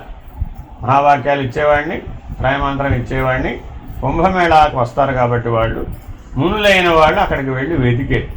సూచన మంత్రం ఉన్న వాళ్ళందరూ మునులుగా తయారవుతారు. ఎందుకని? బయటికి రాడుగా, లోపలికి తిరిగాడుగా, హృదయ స్థానంలోనే కూర్చోడానికి దారి తెలిసిందిగా. అక్కడ కూర్చుంటే హృదయంలో ఏముంది? మౌనమే ఉంది, మాటలు లేవు అక్కడే. కాబట్టి ఎవరికైతే హృదయం తెలిసిందో, ఎవరికైతే సూచన మంత్రం ఉందో వాడే ముని. వీళ్ళందరూ ఎవరిని వెతకాలి? ఒక సద్గురుమూర్తిని వెతకాలి. మహావాక్యాలు బోధించే అని చూడగానే వీడు మహావాక్యాలకు అర్హుడు అని గుర్తించి మహావాక్యాలు బోధించేటటువంటి గురువుని వెతకాలి. ఆ వెతకడమే కుంభమేళ. మన దగ్గర గుర్తుపెట్టుకోండి, ఏవీ విహారయాత్రలు లేవు. ఊరికే అక్కడేముందో తిని రావడానికి, అక్కడేముందో చూసి రావడానికి వెళ్ళే పద్ధతులు లేవు. మన దగ్గర అన్నీ తీర్థయాత్రలే, అన్ని క్షేత్రాలే, అన్నీ సద్గురువుని వెతికే పని, జ్ఞానాన్ని పొందే పని, పూర్ణము పరిపూర్ణమనే నిర్ణయాలను నిలబెట్టుకునే పని. వాటికే అనేక రకాల పేర్లతో పిలిచాం, అంతే, వేరే ఇంకేం లేదు. అర్థమైందండి? ఈ రీతిగా మీరు ఎవరైతే సూచన మంత్రాన్ని ఉపయోగించుకుంటారో వాళ్ళే సరిగ్గా ఈ మార్గంలో మానవ జీవితాన్ని సద్వినియోగపరుచుకుంటారు. ఒకవేళ ఈ జన్మలో మీరు ఈ పని చేయలేదనుకోండి, అప్పుడు వచ్చే జన్మకి ఏం చేయాలి? మళ్ళా ఇదే దీంతో మొదలే కథ. స్త్రీలు పురుషులు అయిపోతారు, పురుషులు కాస్త స్త్రీలు అయిపోతారు. వచ్చే జన్మకు మీరేం కంగారు పడక్కర్లేదమ్మా, మీరందరూ ఏమైపోతారు? గ్యారంటీగా పురుషులు అయిపోతారు. ఇప్పుడు ఏదో మీ శ్రీవారులు ఏదో ఉద్ధరించేశారు, మేము ఉద్ధరించలేదని మీరు అనుకుంటున్నారు కదా, ఏం గొడవ లేదు. ఆ ఉద్ధరణ ఏదో వచ్చే జన్మకి నువ్వు కూడా చేస్తావు.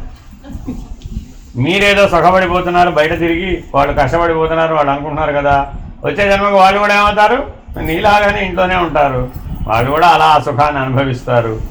వాళ్ళ శ్రీవారు దేశాలు ఏదో అప్పుడు ఏం సాధిస్తారో అప్పుడు తెలిసిపోతుంది. ఇలా ఒకసారి అలా, ఒకసారి ఇలా ఈ పరిణామం జరిగిపోతూ ఉంటుంది. కాబట్టి చాలా జాగ్రత్తగా ఉండాలి. అందుకని ఏ క్షణంలో మృత్యువు పిలిచినా వెళ్ళవలసిందే. ఆనాడు ఈ విచారణ అంతా చేస్తాను, ఇది కాకపోయే బాబు మా గురువుగారు దగ్గరికి వెళ్ళి మహావాక్యాలు ఎప్పటి నుంచో చెప్తానన్నాడు, ఇంకా చెప్పలేదయ్యా, పిలవలేదయ్యా, నేను వెళ్ళొస్తానంటే కాసేపు వెయిట్ చేయి అని మృత్యుదేవతను ఆపడం కుదురుతుందా? అలా వీలవదు కదా. ఏ క్షణంలో అయినా పిలవచ్చు, కానీ ఎల్లప్పుడూ సంసిద్ధుడిగా ఉండాలవుతా. మరి ఇప్పుడు మీరు ఉండాలంటే హృదయ స్థానంలో ఉండాలా, శరీరం నేనుగా ఉండాలా, ప్రపంచం నేనుగా ఉండాలా? మన దగ్గర 3 నేనులు ఉన్నాయి. హృదయంలో ఉన్న నేను ఒక నేను, అది స్వరూప నేను. 2 నేను ఎవరు? కొండ నేను, దానండి శరీరం నేను. 3వ నేను ఎవడు ఉన్నాడు? వాడెవడు? బయట వ్యవహార నేను ఉన్నాడా లేదా? ఈ 3 నేనుల్లో ఏ నేను దగ్గరన ఉన్నావు నీ జీవితం అన్నది చాలా ముఖ్యం. మృత్యు వచ్చినప్పుడు ఆ నేనే పలుకుతుంది. ఏ నేనులో ఉంటే నువ్వు ఆ నేనే పలుకుతుంది. వ్యవహారం నేనన్నావు అనుకోండి, ఓకే, ఆయనకేముంది, ఓకే, ఆ లోకంలోనే పుట్టు, ఆ తలంలోనే పుట్టు, ఆ విధానంలోనే పుట్టు, అటువంటి శరీరాన్నే పొందాలి. ఆయన పని ఏం లేదు. ఈ శరీరాన్ని ఇంకో శరీరాన్ని పంపించడం ఆయన పని అంతే. మృత్యుదేవత పని ఏమిటి? పని అవ్వలేదుగా నీకు, అయిందా అని అడుగుతాడు. నువ్వు వచ్చిన పని అయిందా అని మృత్యుదేవత అడుగుతాడండి. అడిగితే ఏం చెప్తాడు ఈయన? వ్యవహారం నేను దగ్గర ఉన్నాడండి. అప్పుడేమంటాడు? ఇంకా చాలా మందిరా బాబు, ఇంకేం అవ్వలేదురా నాయన. అయితే మళ్ళీ ఒకసారి అదే లెవెల్లో పుట్టు, ఆ పని కోసమే పుట్టరా బాబు ఈసారి, అప్పుడు అన్న అవుతుందో లేదో తెలుస్తుంది అంటే. అదే శరీరం నేనుగా ఉన్నాడు. ఇప్పుడు మృత్యుదేవత వచ్చాడు, అడిగితే ఏమన్నాడు? ఇంకా చాలా పనిందిరా బాబు, మా మనవాడికి పెళ్లి చేయాలి, మా ముని మనవాడిని చూడాలి, మా ముని మనవాడికి పెళ్లి చేయాలి, వాళ్ళ పిల్లల్ని కనాలి, ఇంకా నాకు చాలా పనిందిరా నాయన. అప్పుడు ఏం చేసేయాలి? మళ్ళీ అదే లైన్లో పుట్టరా నాయన, సేమ్ లెవెల్లో పుట్టు ఒకసారి. దీర్ఘాయుర్దాయం ఏమిటిగా? ఇప్పుడు ఏం కావాలి నీకు? దీర్ఘాయుర్దాయం, 120 ఏళ్ళు బతుకు ఈసారి అయిపోతుంది. ముని మనవాడిని చూస్తావు, ఇంకా ముని మనవాడిని కూడా చూడవచ్చు 120 ఏళ్ళు అంటే. అంతేనా కాదా? 4 తరాలు 5 తరాలు కూడా చూసిన వాళ్ళు ఉంటారంటే దీర్ఘాయుర్దాయం. మరి ఇప్పుడు మళ్ళా మృత్యుదేవత వచ్చాడు, ఈసారి పిలిచాడు. ఏంటి సంగతి? ఏమన్నాడు? ఏ నేను దగ్గర ఉంటే ఆ నేనే, అదే హృదయంలో ఉన్న నేనుగా ఉన్నాడు. ఇప్పుడు వాడేమన్నాడు? ప్లీజ్ కమ్, రండి స్వామి, ఆహ్వానించాడు. ఎందుకని? నీకు ఆయనకి భేదం ఉండలేదుగా. హృదయంలో ఉన్న నేనికి ఏ దేవతకి కూడా భేదం లేదు. రండి స్వామి, మీరు నేను ఒకటే కదా. నేను మీతో రావడం ఏమిటి, మీరు నన్ను పిలవడం ఏమిటి? 2 అసత్యమే. ఎందుకని? హృదయంలో ఉన్న నేనుకి జనన మరణాలు లేదు. శరీరం నేనన్నవాడికి ఉంది, వ్యవహారం నేనన్నవాడికి కూడా అదే హృదయంలో ఉన్న నేనుకి మరణము లేదు, జన్మం. ఆ మృత్యుదేవత ఆ హృదయంలో ఉన్న నేనులో లయమైపోయాడు. ఆహ్వానించాడు. ఆహ్వానిస్తే ఆ మృత్యుదేవతనే తనలో లయం చేసేసుకున్నాడు. అప్పుడు ఎవరైనా మృత్యుంజయుడు, ఆ హృదయంలో ఉన్న నేనే మృత్యుంజయుడు, బ్రహ్మం అది. ఆ బ్రహ్మం యొక్క సత్తా చేతనే సకల దేవతలు, సకల సృష్టి వ్యవహారం.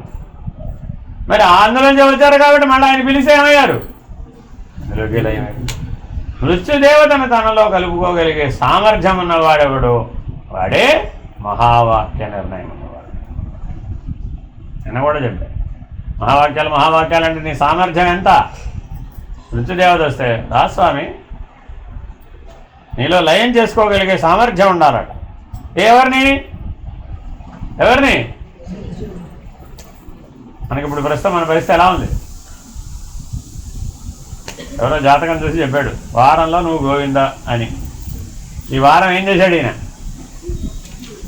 ఏం చేశాడు? ఎవరో చెప్పారండి నువ్వు వారంలో పోతావని. చెప్పచ్చు కదా, జాతకంలో ఉంటుందండి. ఎప్పుడు మరణకాండం ఎప్పుడుందో తెలిసిపోతుంది. ఓ వారంలో పోతామని చెప్పాడు. ఏం చేయాలి నువ్వు? ఏం చేయాలి? ఏ నేను దగ్గర ఉంటే ఆ నేనుని బట్టి వ్యవహారం నేనుగా ఉన్నాడు. అంతసేపు పోయి వెళ్ళు రాయాలి ఆయన, వాడికి ఇది రాయాలి, వీడికి ఇది రాయాలి, వీడికి ఇది పంచాలి, వాడికి ఇది పంచాలి. ఎంతసేపు అప్పులు ఎక్కడ ఉన్నాయి, ఆస్తులు ఎక్కడ ఉన్నాయి, ఇంటి మీద ఎవరు వస్తారు అన్నీ అందరినీ పిలిచి కూర్చోబెట్టి మీటింగ్ పెట్టి అన్నీ అపజపాలా వద్దా? వీడెవడు? వ్యవహారనే. అర్థమైందండి? వారంలో పోతాడు అనగానే హార్ట్ బీట్ పెరిగిందా తగ్గిందా? పెరిగిందా? పెరగంగానే ఎక్కడికి పోవాలి? ఇప్పుడు ఐసీయూలో జాయిన్ అయ్యాడు. వెళ్ళి ఇంటి దగ్గర పోతే మళ్ళీ కష్టం, ఇల్లంతా అపవిత్రం, కడగాలి, అన్నీ బయట పారేయాలి. అదే ఐసీయూలో అయితే ఏం బయట పారేయక్కర్లే. ఎంతమంది వస్తుంటారు పోతూ ఉంటారు. అందుకని అరే బాబు గుండె నొప్పి వచ్చేసిందిరా నాయన, అసలే వారంలో పోతాను, ఇంకా వారం దాకా ఉంటానో లేదో, ముందు ఇప్పుడే హార్ట్ అటాక్ వచ్చింది, పట్టుకెళ్ళరా బాబు హాస్పిటల్కి. పడు వస్తాడంటావు ఇంటికి? గ్యారంటీ. శరీరమే నేను. ఇప్పుడు అందరూ ఎక్కడ పోతున్నారు? అందరూ ఐసీయూలో పోయే బ్యాచే. వీళ్ళందరూ ఎవరు? శరీరమే నేను, వ్యవహారమే నేను. అక్కడికి వెళ్ళి కూడా ఏమడుగుతుంటాడు? మనకు ఆయన చూశాను చివరి క్షణాలు, ఏరా హాస్పిటల్ బిల్లు ఎంత వచ్చింది అని అడుగుతున్నాడు. ఇంకెళ్ళిపోతాడుగా, డిసైడ్ అయిపోయింది. ఆల్రెడీ డాక్టర్ చెప్పేశాడు ఇక అటో ఇటోనండి అని. చివరిలో మాట వచ్చిందండి, వదిలేసే ముందు మాట వచ్చింది. ఏమడిగాడంటే పక్కన ఉన్న పిల్లల్ని, హాస్పిటల్ బిల్లు ఎంత అని అడిగాడు. అంటే అదే ఆఖరి మాట. ఫినిష్డ్. వీడియో తీశారు అప్పుడు ఆ పిల్లలు, వీడియో తీసి పంపించారు అందరికీ. మా నాన్నగారు ఇలా వెళ్ళిపోయారు అని చెప్పడానికి. ఇప్పుడంతా లేటెస్ట్ టెక్నాలజీ కదా. ఏమన్నాడు? మా హాస్పిటల్ బిల్లు ఎంత అన్నాడు. తెలుస్తుంది మనకి, బయటికి వినపడ్డాలా. ఆ పెదవులు అట్లా కదుపుతున్నాడు.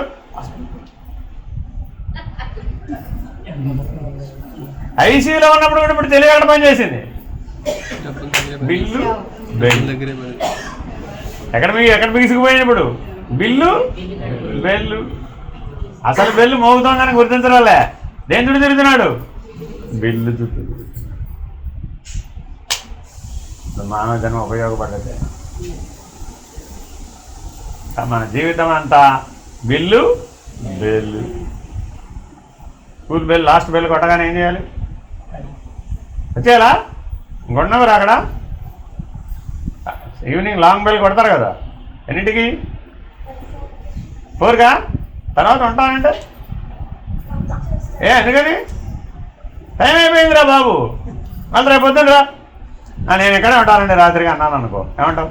ఏం చేస్తాడు? కుదరదు అంటాడు. మన జీవితం కూడా ఒక్కసారి లాంగ్ బెల్ కొట్టాడంటే సర్దుకుని వెళ్ళవలసిందే. ఉంటానన్నా ఏం లోపం. కాబట్టి ఎప్పుడు మేలుకోవాలి? ముందే మేలుకోవాలి. లాంగ్ బెల్ కొట్టిన తర్వాత చదువుకుంటానంటే నాకు ఇంకా పాఠం పూర్తవ్వలేదు, లాంగ్ బెల్ కొట్టినా నేను ఇంకా ఈ పాఠం అయ్యేదాకా చదువుకుంటాను అన్నావు అనుకో, అప్పుడు ఏమంటాడు? ఎవరుంటారుగా? టీచరే కాదు, స్కూల్ వాచ్మెన్ కూడా ఉండడు. తలుపులు తాళాలు వేసి వెళ్ళిపోతాడు. అయితే నువ్వు లోపలే కూర్చో తలుపు తాళం వేసి వెళ్ళిపోతానంటే అప్పుడు నువ్వేమంటావు? అమ్మో నేను ఒకరినే ఉండాలా ఇక్కడ?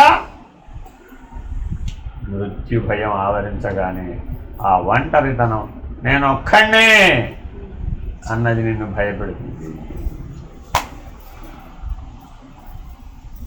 ఇప్పుడు నీ వయసు ఎంత? ఇప్పుడు నీ వయసు ఎంత భయపడితే? కిడ్ 3 ఏళ్ళు 5 ఏళ్ళు 6 ఏళ్ళు 8 ఏళ్ళు 10 ఏళ్ళు అంతే. భయపడుతున్నామంటే మన వయసు ఎంత? అంతే అంతే మన వయసు. మానవులందరికీ వృద్ధాప్యంలో వచ్చే భయం ఏమిటి? ఒంటరిగా మరణం. వీళ్ళందరి మొహాల్లో కనబడుతుంటుంది.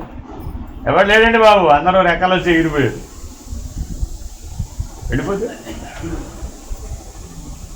ఒంటరితనమేనా? ఎక్కడుంది? పరమేశ్వరుడు ఎప్పుడు ఉన్నాడు కదా. కానీ నువ్వు పరమేశ్వరుడి మీద దృష్టి పెడితే, ప్రపంచం మీద దృష్టి పెడితే ఎప్పుడూ ఏదో ప్రపంచం ఉంటూనే ఉంటుంది.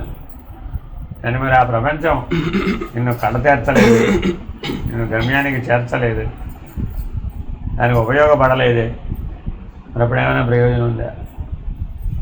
కాబట్టి చాలా జాగ్రత్తగా మన జీవితాన్ని ప్రతి శ్వాస, ప్రతి క్షణము, ప్రతి రెప్పపాటు ఏ లక్ష్యం కోసం ఉపయోగించాలో దానికే ఉపయోగిస్తాడు. వాడే శిష్యుడు. లక్ష్యం లేనివాడు శిష్యుడు కాజాలడు. లక్ష్యం ఏమిటో చెప్పడమే అదే సూచన మంత్రం. లక్ష్యం గురించి చెప్పేదే లక్ష్య నిర్ణయంలో ఉంచేది మహావాక్యం. లక్ష్యం గురించి చెప్పేది సూచన మంత్రం అయితే లక్ష్య నిర్ణయంలో ఉంచేది మహావాక్యం. ఆ లక్ష్యానికి నీకు భేదం లేదు అన్న స్థితిలో ఉండిపోయేదంతే. ఇక చెప్పడానికి కూడా లేదు, ఉండడానికి ఉన్నానని చెప్పడానికి కూడా లేదు. వాడు ప్రేమ. అర్థమైందండి? అంతటా ములుగురుచ సంధిలేక నిండిపోయి ఉన్నాడు వాడు పౌర్ణ. ములుగురుచ సంధిలేక నిండిపోతే ఎక్కడ ఉన్నాడనో ఎక్కడ లేడనో, ఉండటం లేడడం అనే గుణమే అసలు ఆ గుణమే లేదు, ఆ లక్షణమే లేదు. సర్వకాలములందు సర్వదేశములందు దేశకాల బంధం లేకుండా ములుగురుత్వ సందులేక నిండి ఉన్నాడు, పూరకున్నాడు. అదే పూర్వం.